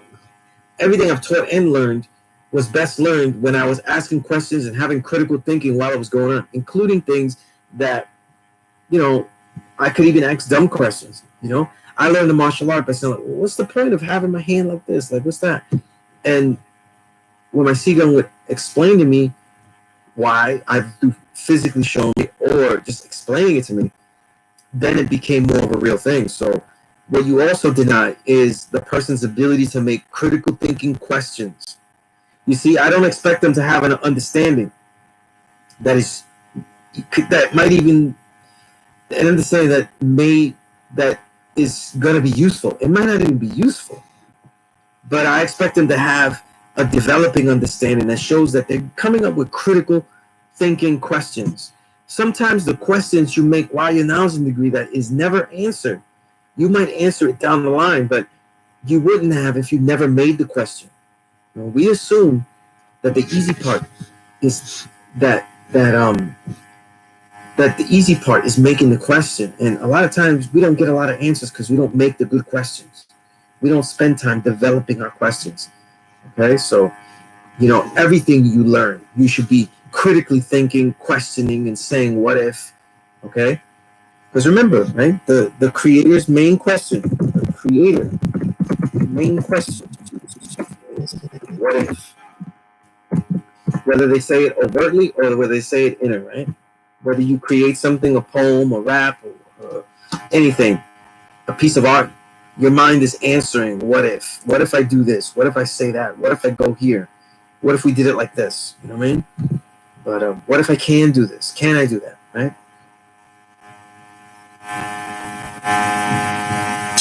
It's required them to build, be able to build and listen, and they quote them. Yeah, you obviously I didn't read the second part, but yeah, definitely the latter is the proper way. You know what I mean? Definitely the proper way, right? Because that would be really robotic though. Like you're literally making the person would be the teacher would be making their student. They would be making themselves a mystery god to their student. You know. My thoughts on Farrakhan, real short. A lot of great builds. He was powerful in the '80s. And he's wavered, to keep things alive, I guess. I don't know. I don't want to say the reason, but if I just go by what he says, he says wrong shit, And he talks about everything like it's a mystery. And I don't. So I don't agree with what he says. It's that simple, right? He says a lot of mysterious shit. I don't say mysterious shit. I spent a life of debunking mysterious things. Farrakhan speaks mysteriously, and that's been for a long time. You know what I mean? And we know they always speak a little. NOI always is always going to be a little bit mysterious because they speak about God as a man in the future, some person. So either Fard or you later. I don't know what later they're talking about. You know what I mean? It's a long line. Wait, but that would be the problem. You know what I mean? Let's see. It's good stuff here. I have to do some research as well. Yeah, you should always be doing research. Whereas man can make every color seed, how roses can't make him.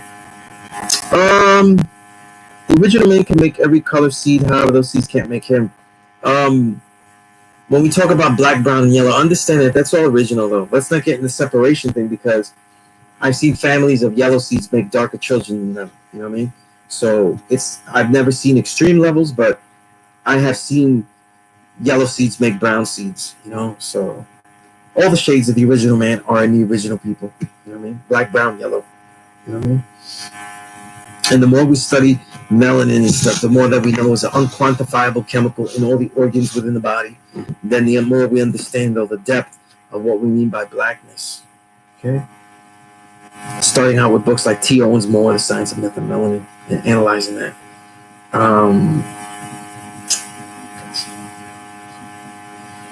Sardine, you're slow on your actual facts and solar facts. That's the easy part. You know what I mean? You're basically jogging through the finish line. You got past the 1 to 4. You're almost finished. Like run through that shit. You know what I mean? What is the secret referring to who the original people are? I'm reading these things slowly, so I don't know. I pretty much answered that. Okay, Farrakhan. I'm going backwards here.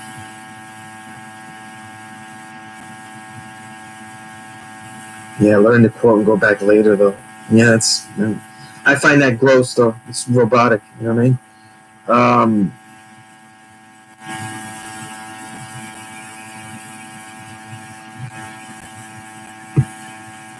Oh yeah, you know, AG. That's what I've been saying this whole time.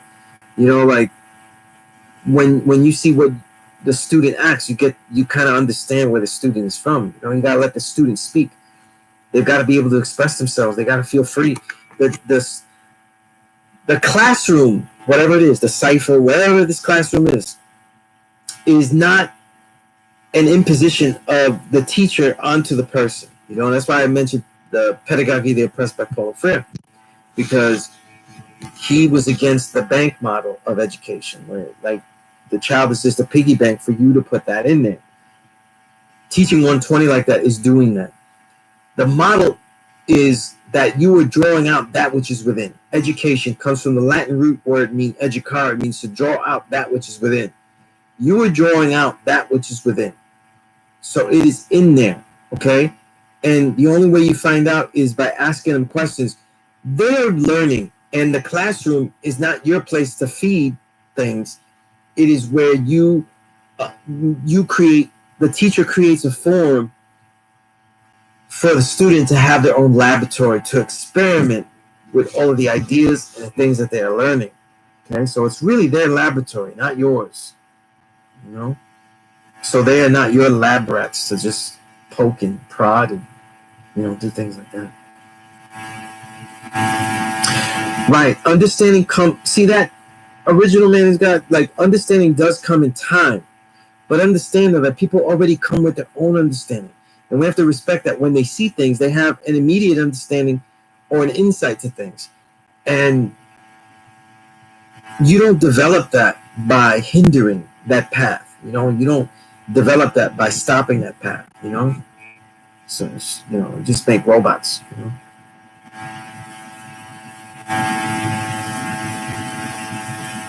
Yeah, I don't even know if Farrakhan has been vocal or anything like that. I don't follow it all. I don't, you know what I mean? I'm not looking like when he says something, it's like the bomb and then, everything like that, I just literally don't follow, It's another religion. I don't care. I did. I didn't find a good copy of it, though. I was looking online to see if I could get a copy of that book. I learned about the book, but I didn't find a good copy of the book. You know what I mean? Okay, yeah. Well, Saladin, you are. Just, do the things I said. You know what I'm saying? Do the things that I said.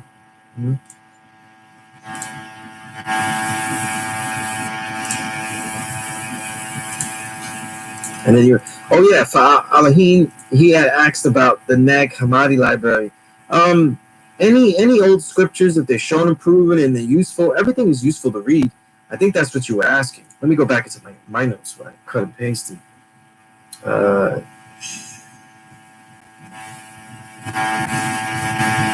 see if I have it.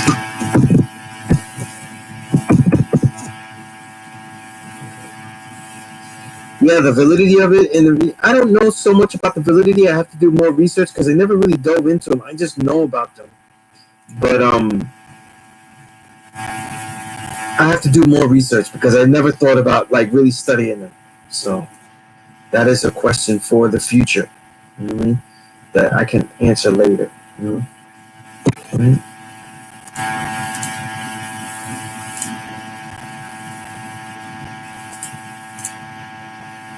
Let's see here. Now, as I take a pause here, is there any question that I answered that wasn't complete enough, or you have something that was missing that I can add on to? There's a lot of questions.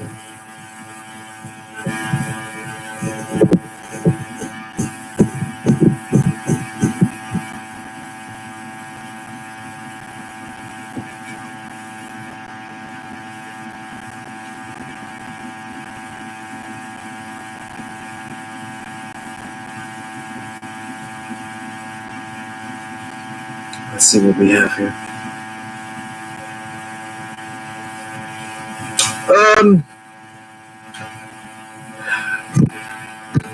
This is where 120 would get you on a goose chase, Powerball, because the Buddhism was not created 35,000 years ago. Okay? So, you're looking for a mystery history. I like that history. The truth is that Buddhism is really 3,500 is 3,500 years old. Okay, so it is possible that it is a typo. If it is not a typo, then all you can do is then the degree is referring to the origins by which Buddhism sprouts out of, which is Hinduism.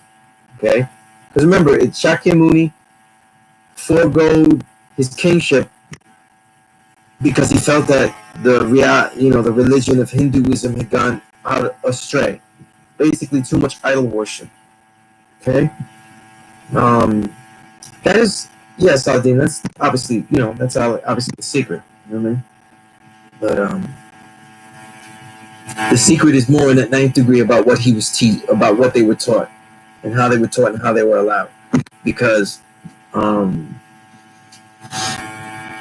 it could be both. It depends on when it is applicable. Because I feel that degree could be applicable to different societies and different time periods. So it depends on the time period that it could apply to. You know what I mean? But so AG, I definitely got to get that book though. If you're saying that, yeah, definitely got it.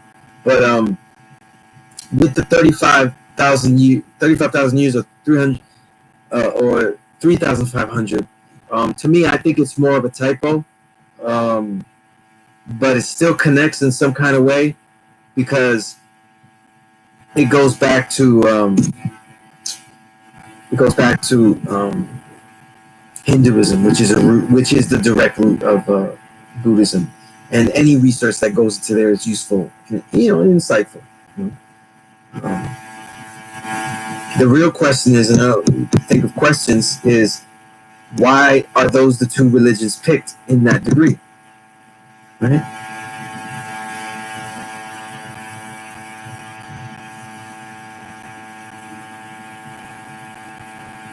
Okay, that in the Nation of Islam Supreme Wisdom, it's what brings. The father changed it to but brings, and it was very simple why he changed it to but brings, which is completely grammatically incorrect.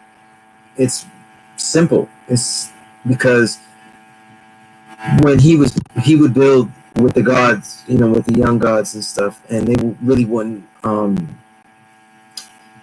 comply. I learned this from Firstborn Prince, and they weren't on point with certain things, and they would always make excuses. And so he was saying, like, well, I guess but brings rain, hail, snow, and earthquakes. The but, because he always got buts. All their excuses started with but. So he said, but brings rain, hail, snow, and earthquakes. You know what I mean? It's that simple. I think sometimes we don't realize how much of an incredible teacher the father was. You know what I mean? Like, he was mathematics and supreme alphabet, and the way he changed pieces of 120, it was really about the pedagogy. It was like what was going to hit the students hard, what was going to make them see it though, instead of the way a lot of people use it now as a spell book. You know what I mean? But yeah. There are mistakes, just like Dumas. When he wrote that great plus lesson of his about knowledge, I had that somewhere. I don't know where it is now. I can't find it. But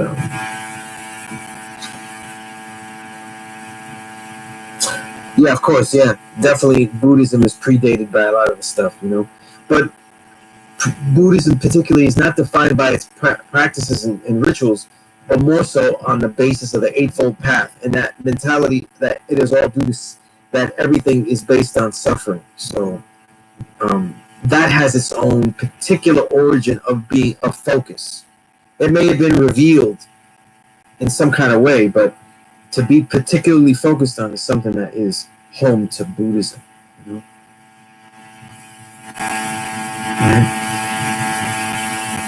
Yeah, Jainism, something, right?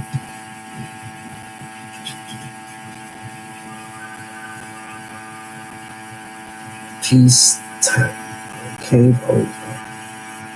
I don't know what those first words are after peace, but cave, oldest fossil in Sri Lanka that dates back just found. So science is just catching up to those teachings. Okay, so if they find the oldest fossil in Sri Lanka that dates back 35,000 years, what does that? How does that? Are you suggesting that that find proves Buddhism was founded 35,000 years ago? I mean, because so far that doesn't link up. You know what I mean? Yeah.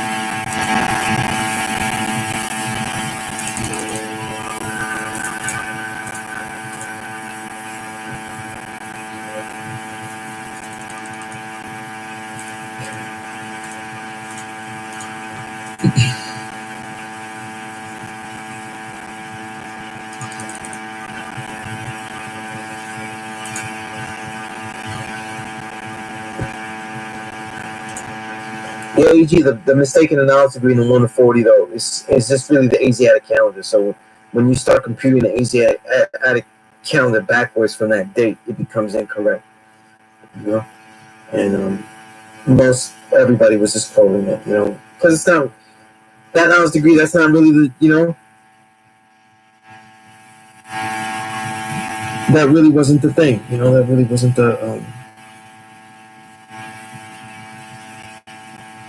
That really wasn't the jewelry.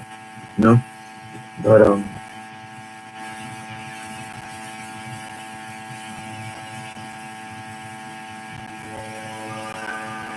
what do you mean avatar of Vishnu?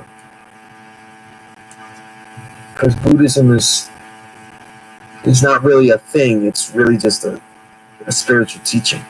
You know, it's not even a religion. It becomes a religion. When people make Buddha to be an individual, which is not really what it is. That's not what it means. Yeah. The numbers are off. Yeah. In fact, AG, we built on this stuff. Yeah, you had figured this out already. Yeah, you had figured that out. Yeah. AG figured that out by himself. Kudos. Salute the guy. You know? But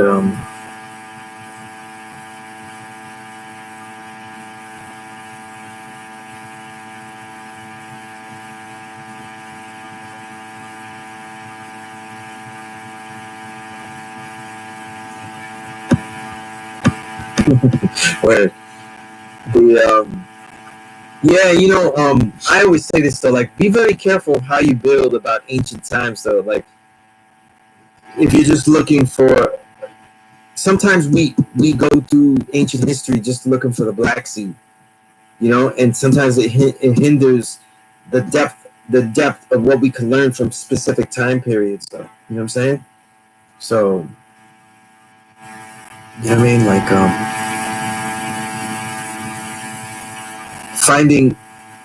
finding a fossil in Sri Lanka that dates back 35,000 years ago, what would that would prove? You know what I mean?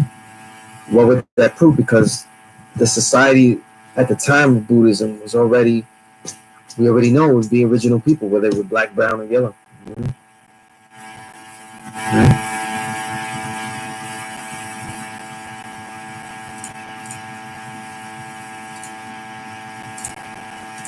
All right, quick question from me.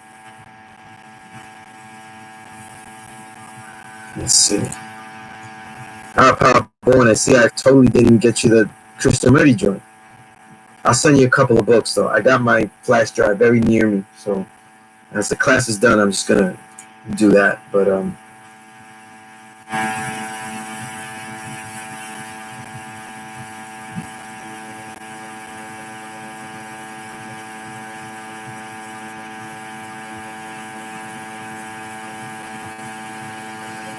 that, yeah, okay, I see what you mean there. Yeah, definitely wise. Yeah.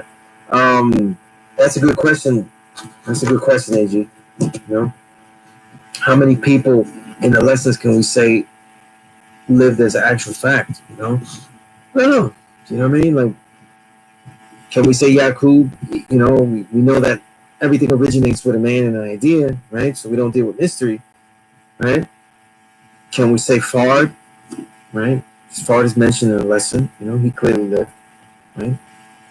And or somebody that taught Elijah Muhammad everything that he's spewing in these degrees, right? Yeah, definitely something. Or Musa, right?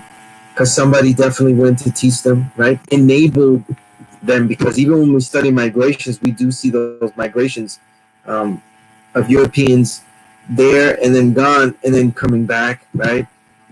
Whether you have Making of the White Man and the reference materials in there, or you have the works of Sertima and others, right? They all speak about that, right? I think it's an African presence in early Europe, if I remember correctly. I don't remember which essay that has those jewels, but certainly because we know that ideas come from men, know that they existed. You know what I mean? But again, the language here, right? In the Philippines, they have people who are blue black. That's not. There's not a place in the world the original man hasn't been. What I'm saying to you is this: what you're saying to me, when you word your statements like that, it means that the brown and the yellow in those places aren't the original man. So understand the way that you're speaking. Okay, when you say China though had the original man, because back then they had a black samurai, or they had some, right? Let's say we do anything like that, or black Buddha and things like that. What you're doing though is that you're saying that the black seed is the original man, and then everyone else is an offshoot. And you're subconsciously or overtly, however you're saying it, you are saying that. You know what I mean? So like when you show that there are black seeds that originated in all of these sectors where brown and yellow are at, what you've proven though is that all the shades are in one place. All the shades were there. That there's a continuity and an inclusivity of all of the original seeds. That's what you have proven. Okay, you have not proven to a finality that the original man now has some linkage to China, to India, to said nation. You know what I mean? Right? That's really important though in the way that we speak, because that comes out, that way of speaking and looking for the black seed in ancient history is the study, is the way. I'm going to give you names of the scholars though.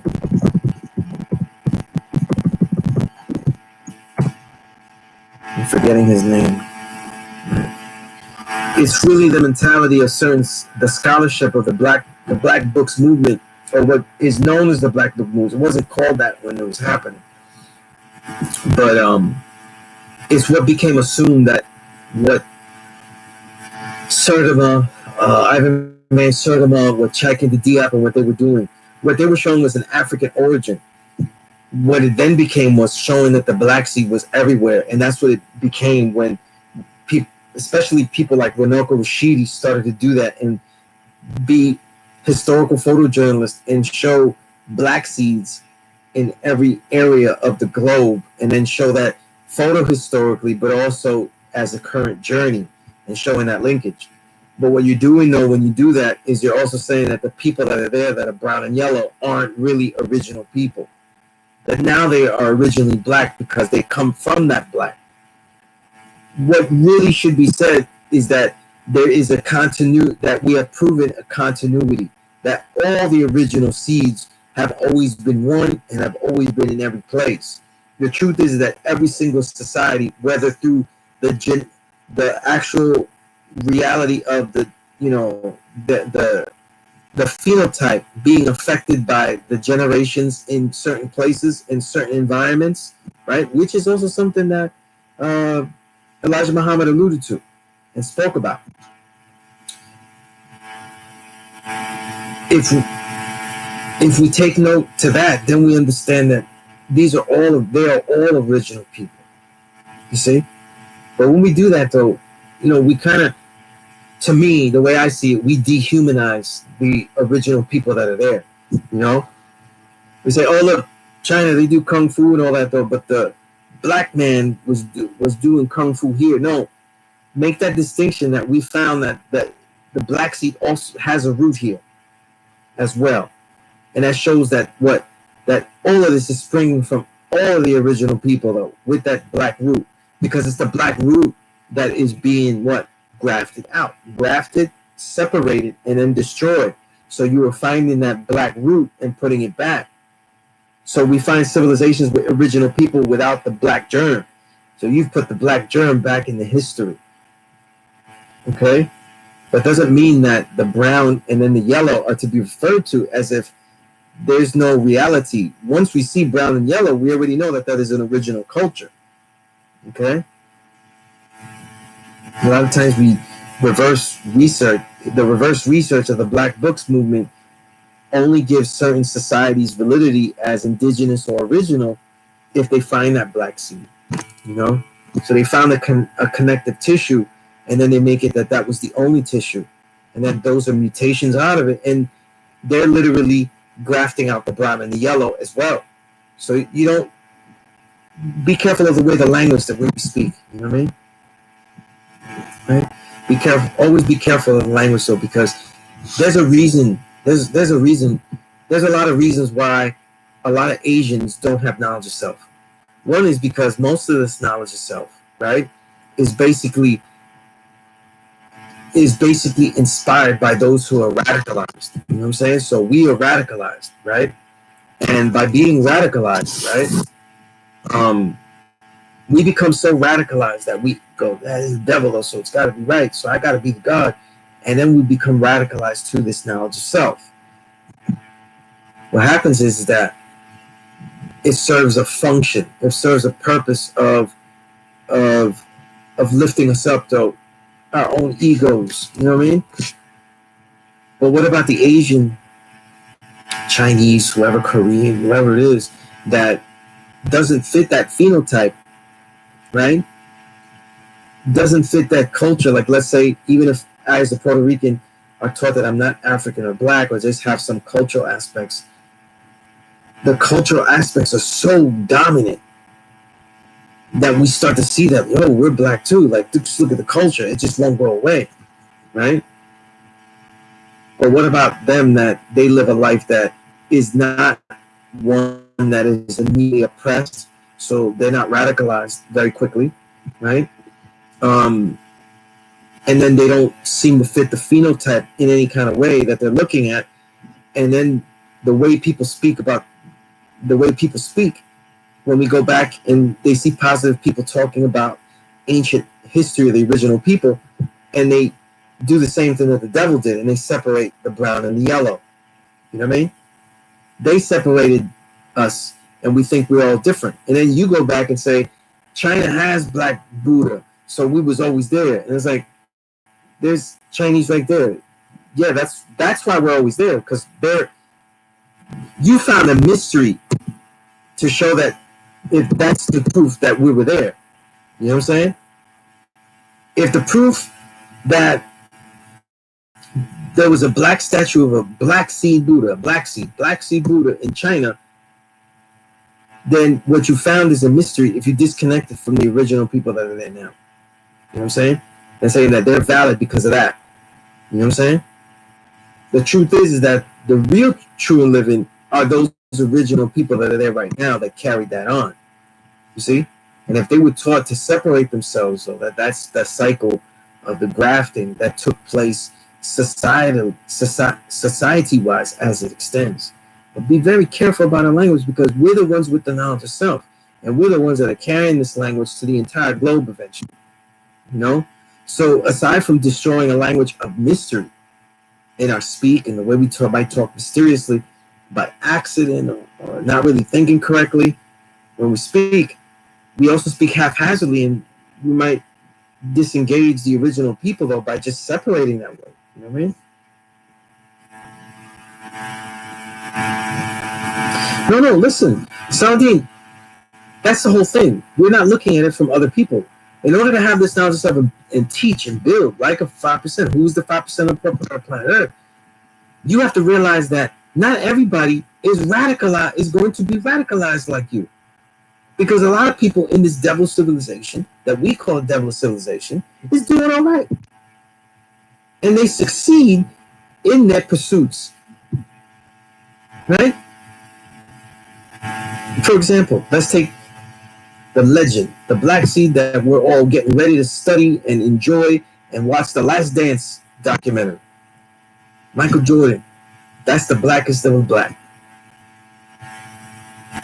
You go talk to him, though, and you try to teach him the knowledge of self by that way of saying, how could you not radicalize? Because you know what, though? He's already succeeded against any kind of oppression in his mind of what he's done. Yes, there's still oppressive. There's always a possibility, but he's pretty much eradicated that. So to teach him knowledge of self, what are you going to tell him? That the white man's about to get him? Get what? If it's so, he's late to the party, right? So understand that a lot of Asians, though, are not radicalized like that. They're not seeing the direct oppression that they might have against their own people. Even though if we, for example, we study American history, we just pick a pocket of America, like particularly San Francisco and stuff, we find a lot of oppression to the Chinese, right? Just in America. You know what I mean? But I like to go with the best of the best. You know? I don't want to go Manu Ball, I want to go Jordan. But right? And I'm not disavowing Binoka Rashidi's work, though. But there's a big disagreement that I have with him. That I have even clashed with him, you know, years ago with that, and you know, don't really engage with him because of that. You know what I mean? Because at least on the social media, because they couldn't really take that and stand. You know?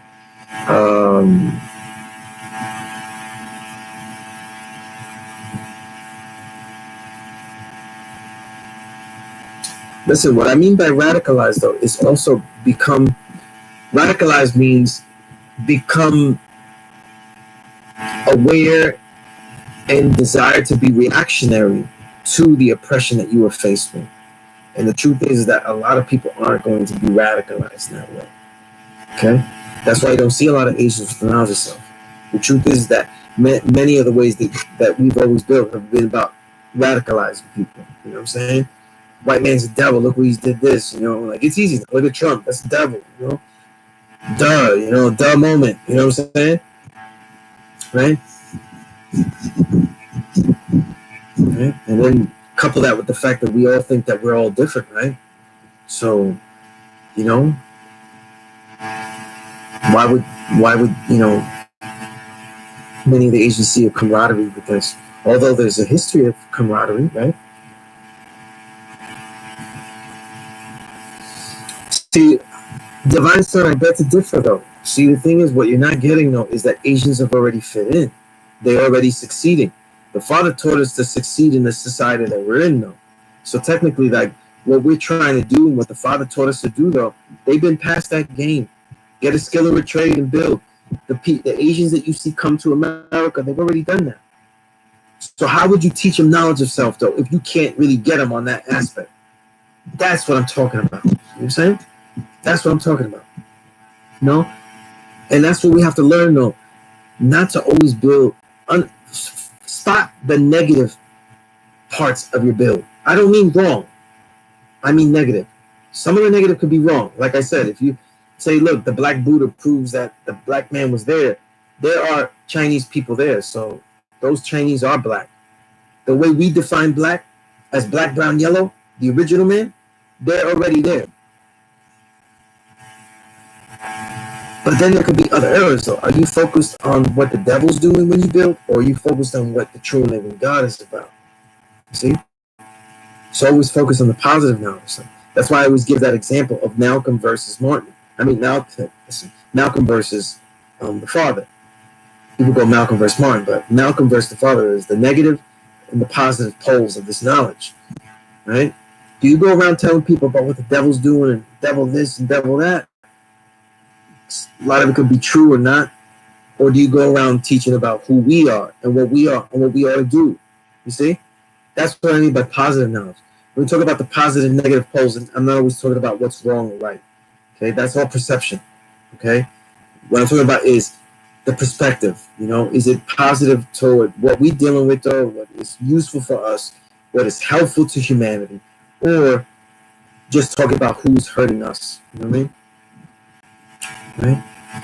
And that's the whole thing, though. We're not here if you're going to be a poor righteous teacher and one of your main engagements is involving yourself with how original people are separated, then you're not really a 5% of that to me. You know? If you're just out there finding black in every spot and saying that's black, that's this is black, we're doing this, and not seeing how, first of all, trying to unite the original shades and see their common unity and common genetic reality, right? If you're not doing that, then you're giving out poor knowledge. You know what I'm saying? You're giving out halfway knowledge, you know, and it's not really going to be useful, right? Right? Something I build on a lot. A lot of people don't see it. Even some Asians don't even see it that way, you know. But the way I learned it, though, I'm not going to be building. I keep it real. I'm not going to be building and being like, yeah, I found the black within my culture and stuff. The whole shit is black. The indigenous shit I do, the Spanish shit I do, those are Moors that taught everything they know. So when I take out that cuatro guitar, I'm doing Moorish culture. There's no aspect of me that's not original. I don't have grafted parts. I don't have grafted working parts. You know what I mean? Everything is original. I don't look for the African to validate that I'm original. That's a part of the reality. You see? But all of the reality is original. You know? You didn't find the original man in Puerto Rico by just going to the blackest seed. This is poor knowledge. Right? When you look back in history and you find it in history, you uncover the hidden truth of that continuity of all the original people having the common shades of that original root of black and brown and yellow. But all the seeds are genetically encoded in it and would eventually reveal itself, even if the black seed was the first to physically appear. See? That's what that degree means by the black and brown germ being the original man. It doesn't say that the black man is made up of a black germ and that Yakub did something to make and finagle a brown germ and then threw away the black germ. No, he said the black man is made up of the black and the brown germ, like this. And he grafted them by separating them, and then he destroys the black. Then he has the brown. Then he sees what? The black, the brown, and the yellow. And then he destroys the brown. And he's left with what? The yellow. And then he grafts. And he destroys the yellow. And he's left with what? The white. Okay? And then there's a lot of, you know. That's right. And, damn, I'm trying to remember the book. I can't remember the author or the book. Let me see if I can find it in my books list. Really quick.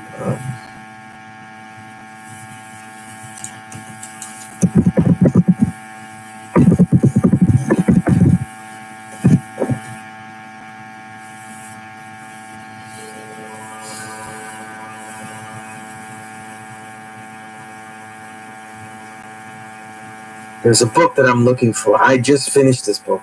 Actually, yes, I just finished this book. So I actually, for those, I make a list of the books that I read. Okay, my immediate general goal is always to read 52 books a year. So, over the years, I've decided, and it became much easier with digital stuff to write down the names of the books that I read. That way, I could see if I'm reading one particular type of book, if I'm sticking to a subject too long, if I'm not varied enough. One of these books I just finished reading about the Afro-Asian connection historically. Just a thought. It's a book called The Face of the Rising Sun, African Americans, Japan, and the Rise of Afro-Asian Solidarity. There are a lot of jewels there about the connections between the original people and stuff, and also links in with the connections between Japan and the Nation of Islam. So it has some history that is relevant immediately.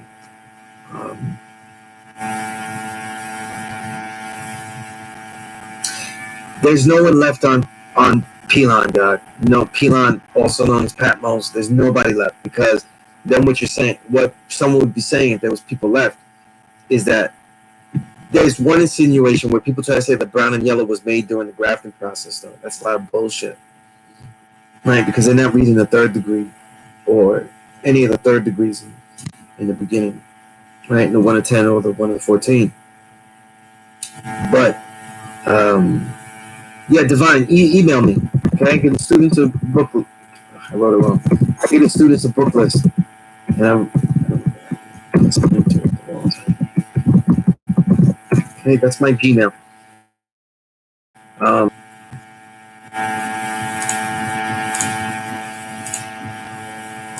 Let me delete that so it's not confused. All right. Yeah, Gerald Horn. Yeah, he's written a lot of good books, but this is one to just show that concept. You know what I mean? Has some stuff about the NOI connections with Japanese stuff, you know, and even kind of insinuates like the coloring and the style of the Nation of Islam flag is very Japanese rooted, you know. But yeah, this class very is all digitized, and it comes with access to a very large library. So it depends on you, the student, to ask me about books that you would like to read and would like to get into. And the more that I learn about you, I'll be throwing books at you. Okay, so definitely get at me though. Most of the books I throw are EPUB, which will need a Nook, or the best is the Google Books, app to use, which is, both are free if you have it on your phone. You can get them on your phone. You know what I mean? Right, something, yeah.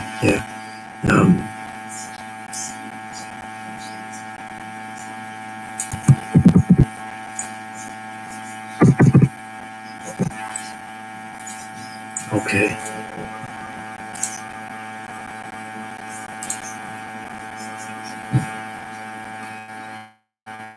Some of the books, though, are MOBI files. Okay? Remember, EPUB is a file. EPUB is a file. MOBI is a file for Kindle, right? The Kindle app, right? EPUB is a file for or Google Books. To me, you could do more with Google Books app because in the Google Books app, you can save your notes even beyond just your phone where you have the books, and you could do more with it and go back to those notes and stuff. Even though you can save notes in all of them, though, these notes will be saved into Google, your Google as well, so it won't get lost like that.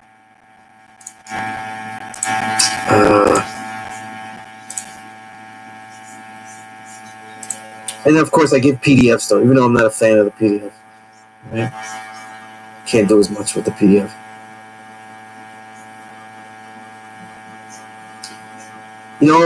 I wouldn't doubt it. I wouldn't doubt that they were taught by Sensei like that. Mm-hmm.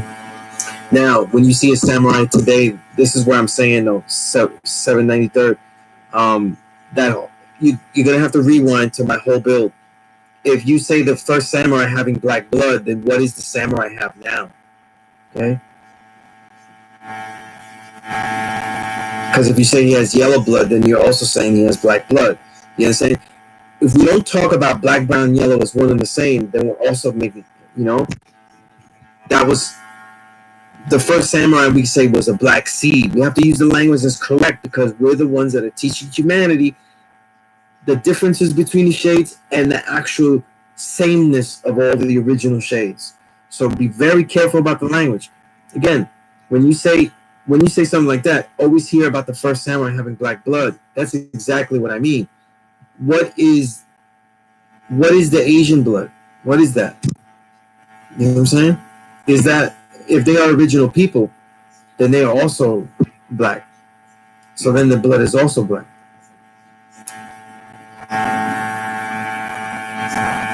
Right. You know what I mean? But we continue to see them all as Japanese. So what is the Japanese? Is the Japanese an original man? You know what I mean? Is the Chinese an original man? Or only when it's convenient? You know what I'm saying?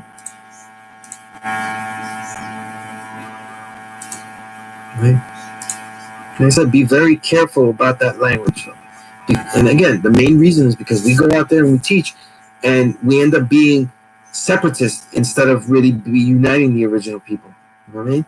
And then when someone gets totally confused, you say, "Oh yeah, they're also original people too," but then talk like that at all times. Okay, talk like that at all times. Talk right and exact. What you're saying is not wrong, but make it right and exact. You know, make it complete. You know what I mean? Right?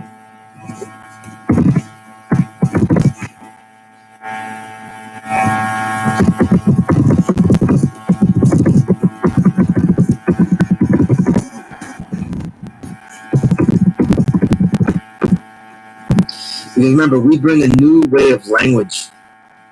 You know, we bring a new way of language. So it's important to practice how you see that language. You know what I'm saying? Okay. I'll give you an example how that really becomes a problem, right? I've said this before, but like Native Americans, and these are, you know, Native Americans, young Native Americans, they see a separation between, because of that, because Africans saying like, oh, the first Africans were the ones that did this in America, and they did that, and they see that it is talked about with that separation, and the indigenous are, you know, they retort and say, wow, no, we did that. You know what I'm saying? We did that, right? All right, let's stop here, right? Right, they did that, right? You said something, Saltine, that's also problematic, like it's got error in it. But I'll get to it. Let me give my example first, right? Because they see that separation, because they feel like, and a lot of this comes in their not reading at all what Ivan Van Sertima was writing about. And they came before Columbus, or his response book, African Presence in Early America, that he said that Africans from Africa actually aided with the building of civilization, added on, but it was mainly those indigenous people that make up what the Olmecs are. The Olmec heads are not what represent all of the Olmec people, because the Olmec heads are actually wearing leather helmets that are from Kemet, those soldiers of Nubia. So, and I forget where the details are in there. So there are homage to those particular individuals, right? So what happens is that it gets assumed that by the Native American community that they're saying that Africans started all this and they had nothing to do with it. And they just, like, the people that just continued it, maybe conquered them or whatever, threw them out. There's no connective tissue in that build. There's nothing connecting in that build. So many of Native Americans respond, and I've talked to them, and they'll say that Africans only came here to America from Africa, right? But because of the white man from slavery. So now, what they do is they also say, this is also admitting that those indigenous in America and the African never really connected and never really went globally until the European did that. So now they dumb down both of their histories to accept a fallacy, to accept something incorrect, you know? And that's what happens when a lot of identifying history starts to separate the original seeds. You know what I mean? You identify the original seeds, but you don't separate them. When we talk about there are degrees of blackness, what does that mean? What do you mean by that? Right? Degrees of blackness, right? There are the black, brown, and yellow, but when we talk about melanin, right? The biochemical, biological living light that Jules Pookrum called it, the thinking part of the cell. According to Thiele's Moore, it is unquantifiable, and it cannot be measured through just one organ, how much you have in your body, because it is endlessly made in manifesting through the medulla oblongata, through the serotonin, the melatonin that is made in the day and at night, throughout all of the organs inside the ear, everything, how we hear music, everything, all of the eyes, everything, the organs, including the largest organ of the skin. So it is unquantifiable. So when you say degrees to blackness, though, the real question is, right, who's blacker than Sunez, right? Who is? That's the no question, right?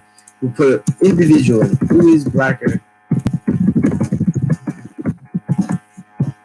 And the answer is that there's nobody. And people can only be as black as me. They cannot be blacker. Because when we talk about defining black as original, as having melanin that produces itself and manifests itself supremely, endlessly, who's blacker than me? You see? When we talk about the shades, we were talking about the order of individuals, right? Because everything has an order. And we're also talking about the history of it. And we understand, though, that within each realm, there are levels of excellence and there are levels of prestige and there's levels of abilities that all go with these shades if we were to generalize them and bracket them. But again, just like genetics, it still ends up being a combination of nurture and nature. What they can do and then what they are exposed to be able to do, right? So again, we have to be very careful of how we speak about things, because the Black Books movement led a lot of scholars and pseudo scholars to try to identify black in every single part of the globe today, yesterday, and thousands of years ago, and all they did was separate brown and yellow and make them be indifferent to the fact that, well, if there are original black seeds that were here in this foundation, what happened to them? You see what I'm saying? What happened to them? You see what I'm saying? And how did these people become this? Because some of it is when you study genetics and you study the way genetics and the actual environment, living in environment for thousands of years affects the genetic phenotypical structure, right? Then we know that some of those effects that make the mongoloid, what we define as a mongoloid with eyes like this, or different nose structures, different hair textures for different environments, right? Then we find that there's many reasons besides what the assumed reason is. Oh, look, there's no black people in China anymore because they killed them all. Then they just took over. You know what I'm saying? Those people took over. And then there's an assumption of immediate oppression that because all we have is a lens of white folk doing things. But we're getting tidbits of history when white folk weren't even there. You know what I mean? You're finding the first black samurai in a place where white people got no concern for. They weren't even there, and they're not part of the whole situation. They're not even there. See? So this is what I'm talking about, you know? We have to look and go beyond all this, you know? Right? So it takes a lot of study like that. You know what I mean? Remember, ancient history has large segments where there are no white people. So our framework of understanding history also has to take that into account, you know?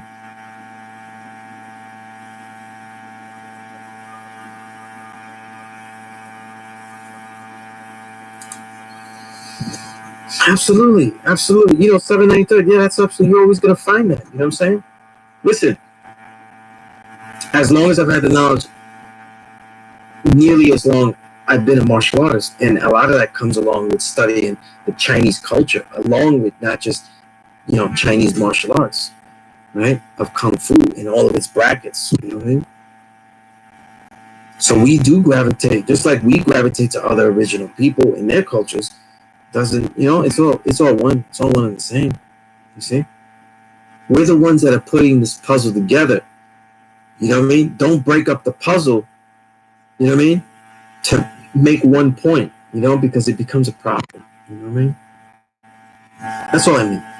You know? That's all I mean. And again, it's a question of practicing your language, right? And also looking at that, you know, right? Also looking at that, how there are so few Indians, there's so few Asians that get the knowledge itself. And why is that? Because we approach people that could be radicalized through the unity of oppression and not the unity of who we are as original people. You know what I'm saying? And you're not going to teach, or you're not going to teach any people and say, hey, yeah, we gave you that stuff. That's why we're, you know, that's not how you teach people. And it's interesting, right? It's not how the original people taught throughout all the societies. You think that the Moors went into Spain and told the European, like, listen, you know, we all want to do these things together, but let me show you. You know what I mean? Right?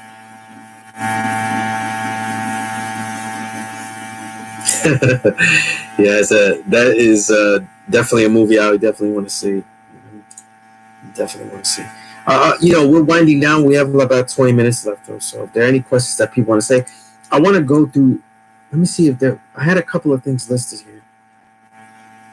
See if they're too long to get through. Okay.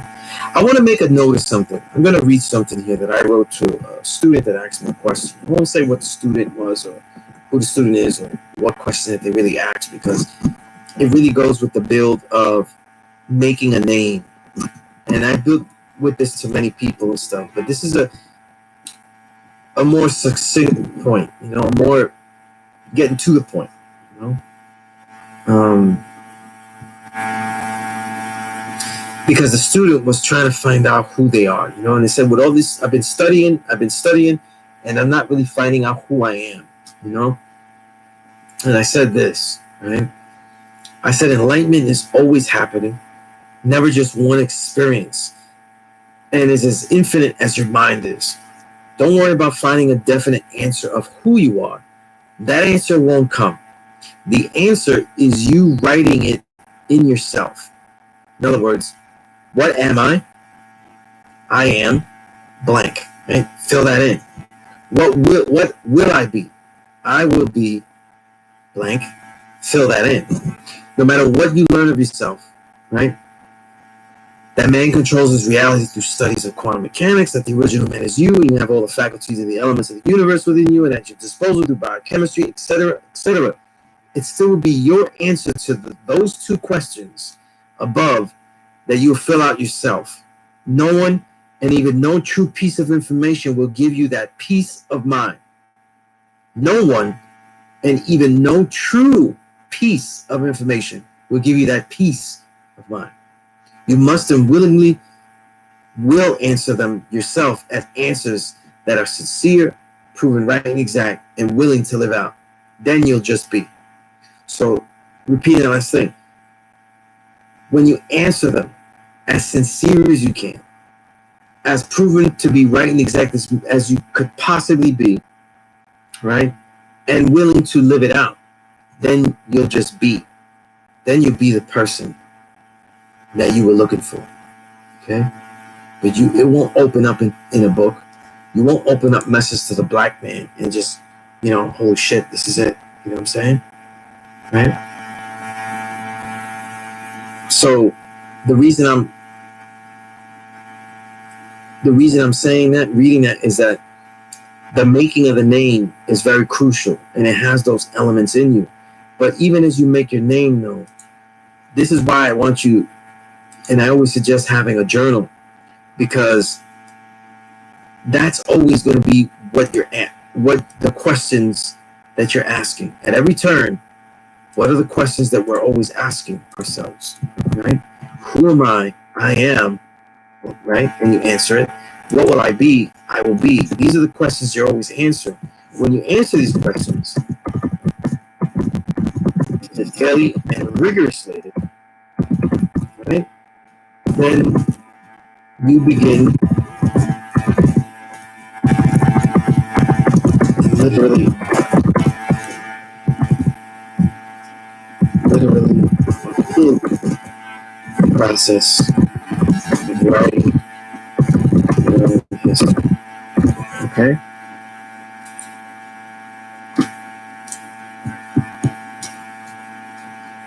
It's a little heavy there. Ah, man. You know, it's not one or the other, right? Emotions over critical thinking. It's critical thinking, though, with a sense of your emotions. Okay? But when you answer, what will I be? You need some kind of emotion in there. You need to know what your emotions are. Emotions aren't things to eradicate. They're identifiers, though. Just like, if you think about it, when we train and when we do things, we need to feel pain. We need to know things are working. And we're really judging whether this training is working by the types of pain that we receive. Okay? Right? You lift weights, though, if you get the pain in the muscle, you're like, this is the way it's working. But if you start getting pain like in your bone, you start getting pain in the tendon, then you're like, it's not working. You know what I mean? So you need to, it's really about using the emotions in your critical thinking. You know what I mean? That decide who you are. You know? Right? And that's peace-wise, that you're a Southeast Asian. You know, that's real peace. You know? That's a lot of history that we're all learning. You know, we need to learn. Right?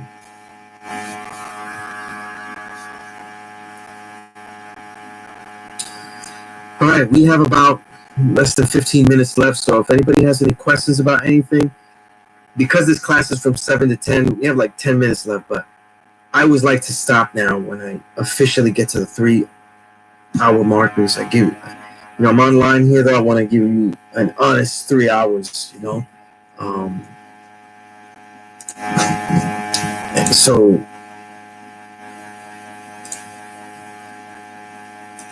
if I can give you that, then we can do that. It'll be right and exact. So if any questions or anything. Okay, yeah. Oh, absolutely, yeah, definitely. You know what I mean? But the thing is, a teacher, right? If you can't teach people by radicalizing them, or you're not going to hit them with that nerve, then what is the emotional nerve that would make them understand?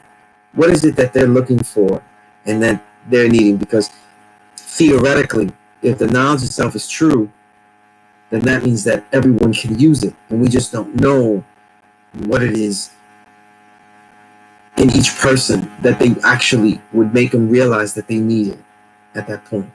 You know what I'm saying? That's the thing. You know what I'm saying? And it's not always through the negative play, you know? It's through the positive as well, you know? It's not always through the negative. You know? It really would be the same. You don't see a lot of Asians running to do kung fu, like the cliche, you know? Because then, you know, if people live a different life, if they live a better life, though, then these kind of ways that we're dealing with, though, aren't really the way that they're seeking. You know what I mean? So it changes the way people decide things. Right? So that's important. You know?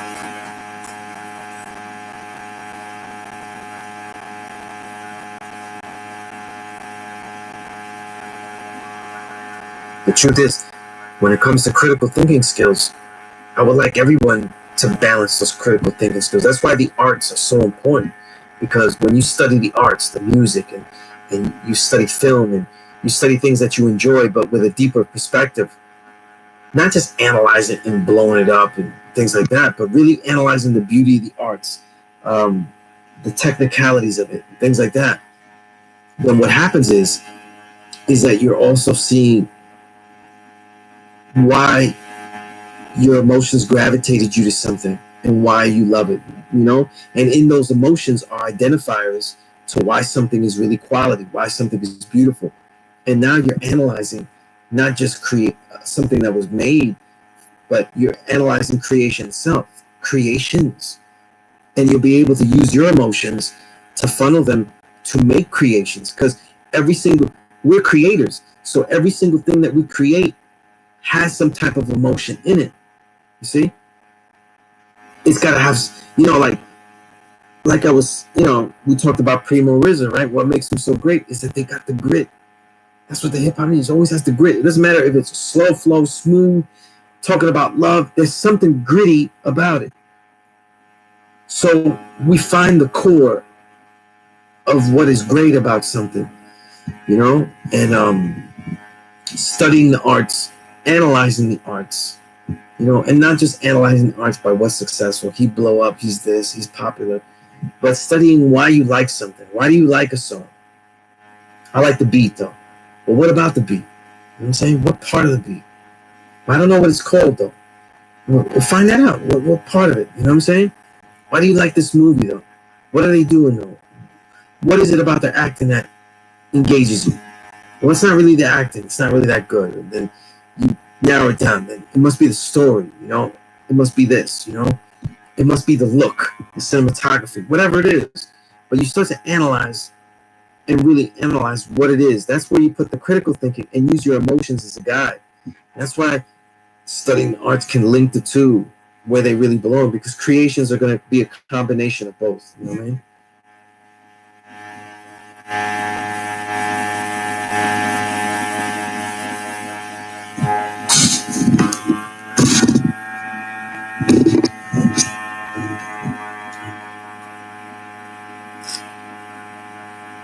Okay, if Kung Fu can be considered human achievement at the high level, I don't consider it human achievement. I do Kung Fu. I've been doing it for about 20 years as well. I don't consider Kung Fu high achievement. I consider Kung Fu a way of expression, a way of expressing the body, just like Bruce Lee said. You know what I mean? So I don't see it like I've achieved things. I see it like I learned how to express myself in these particular ways. You know what I mean? And they could be utilized in certain ways. But do I see a great deal striving to master b-boy and hip-hop dance taught directly from Asia and running with it? Yeah, I do. It definitely has that. Yeah, that definitely has, because it has its apprenticeship. You know what I mean? And things like that. So yeah, absolutely. I definitely respect b-boy on that level. Mm-hmm. Absolutely powerborn, yeah. Seeing into the layers and not just surface. Listen, that's my whole career, is looking into the layers of song, listen to layers of things, you know, so it kind of extends to everything else. You know? Right?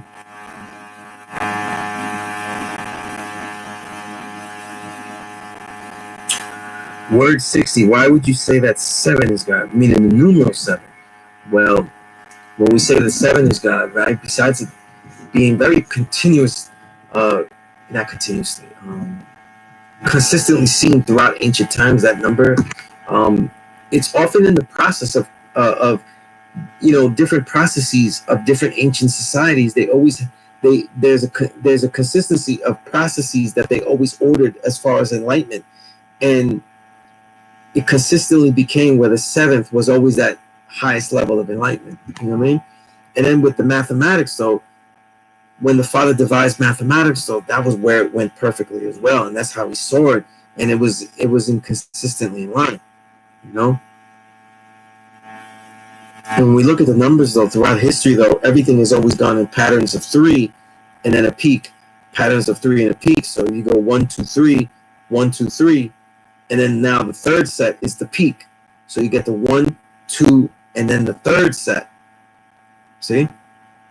So in that will be 1, 2, 3, 1, 2, 3, and then what would be the next number?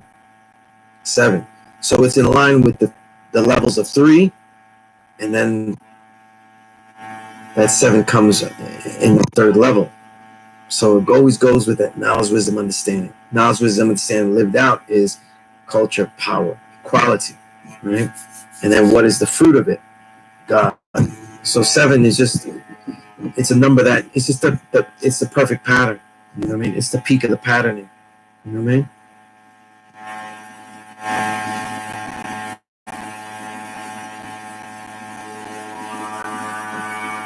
Yeah, yeah.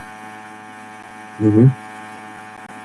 Yeah, the sometimes for me, b-boying that comes from like the Asian countries, it doesn't, sometimes to me it doesn't, it's more athletic and more amazing, but it doesn't always have that grit, because they're not always b-boying from, they're not always expressing what we were expressing.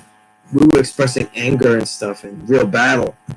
So sometimes it's missing that, but and sometimes it isn't, you know. But they definitely took it on an athletic level that is just mind blowing, you know.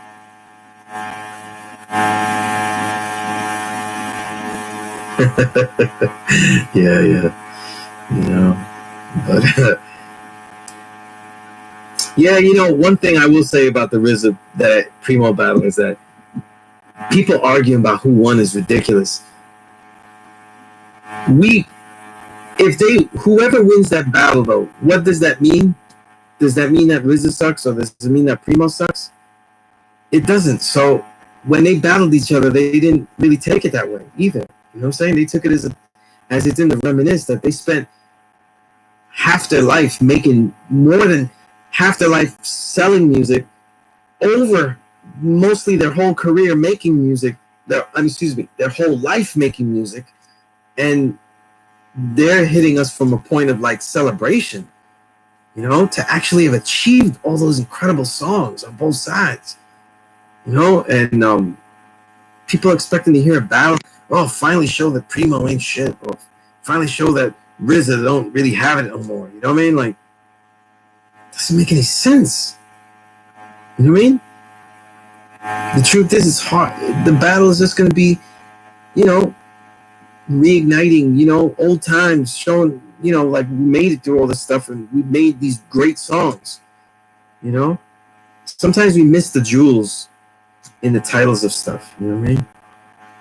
But so I didn't go through the hours, you know. I decided to talk to Uber, right?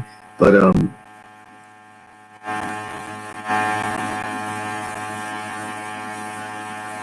good point. I have to work that out on my own. Word 60, what you just said.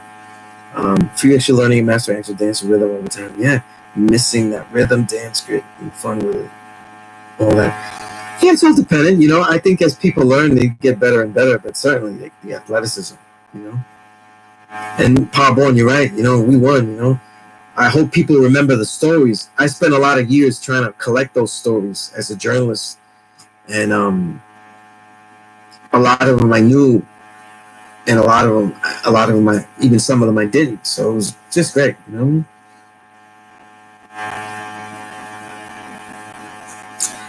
Okay, word 60. You're the one that wrote that. I definitely wanted some clarification on that. You know what? Can you email me that, because it was a little convoluted.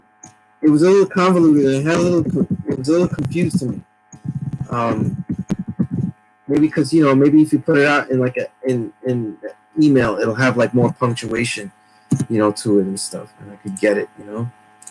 But with the mathematics, we don't want to always get into like obsessive numerology, because then that's the religion that comes out of math. So you gotta be careful with that.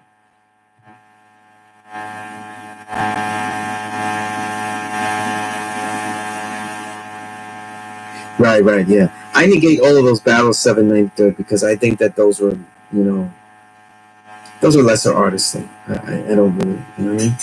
But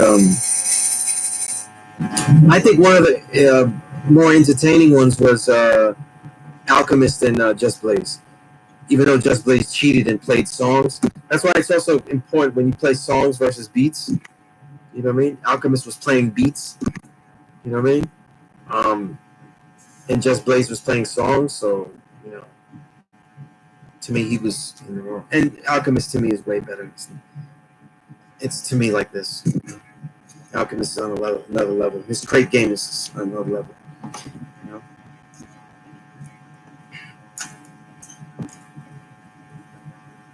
But yeah, we got about 1 minute left. So if there's a quick question, I don't mind taking it though. You don't, you know, I'm not writing this out. I'm just gonna leave you guys there. Like if you ask a question at the end. But anyway, as we get ready to leave, I just want to say peace to everyone. Whatever homework would be is thinking about those questions. What I am. What will I be? I will be. Incorporate this into your daily life. Like, you should know this. These should be things that you think about in your journal and be able to put it into words. Because if you can't, you're not going to find a book. I got a lot of books. You ain't going to find a book to say that. You know what I mean? There's not going to be a degree in 120 that's going to give it to you. So, you know, definitely build in that manner. But until then, email me. Definitely keep strong. You know, keep healthy. Keep everybody strong around you. Keep healthy and keep building. You know what I mean? Don't quit. Keep finding a way. You know what I'm saying? Always keep finding a way, though. You know, Confucius used to say, don't change the plan. Change the way you approach the plan. Right? And of course, that is a horrible paraphrasing because he didn't say things that ugly and corny, but definitely. But until next Thursday, make sure you catch me in the email and stuff like that. And if you emailed me and I didn't email you back in time, like if a day or two goes, get back at me. I bothered my teachers all the time though. I didn't wait until the next session and stuff. You know what I mean? Right? But if I'm building the way you respect it, that means that you're always catching me when I'm busy, right? So you should be busy too, right?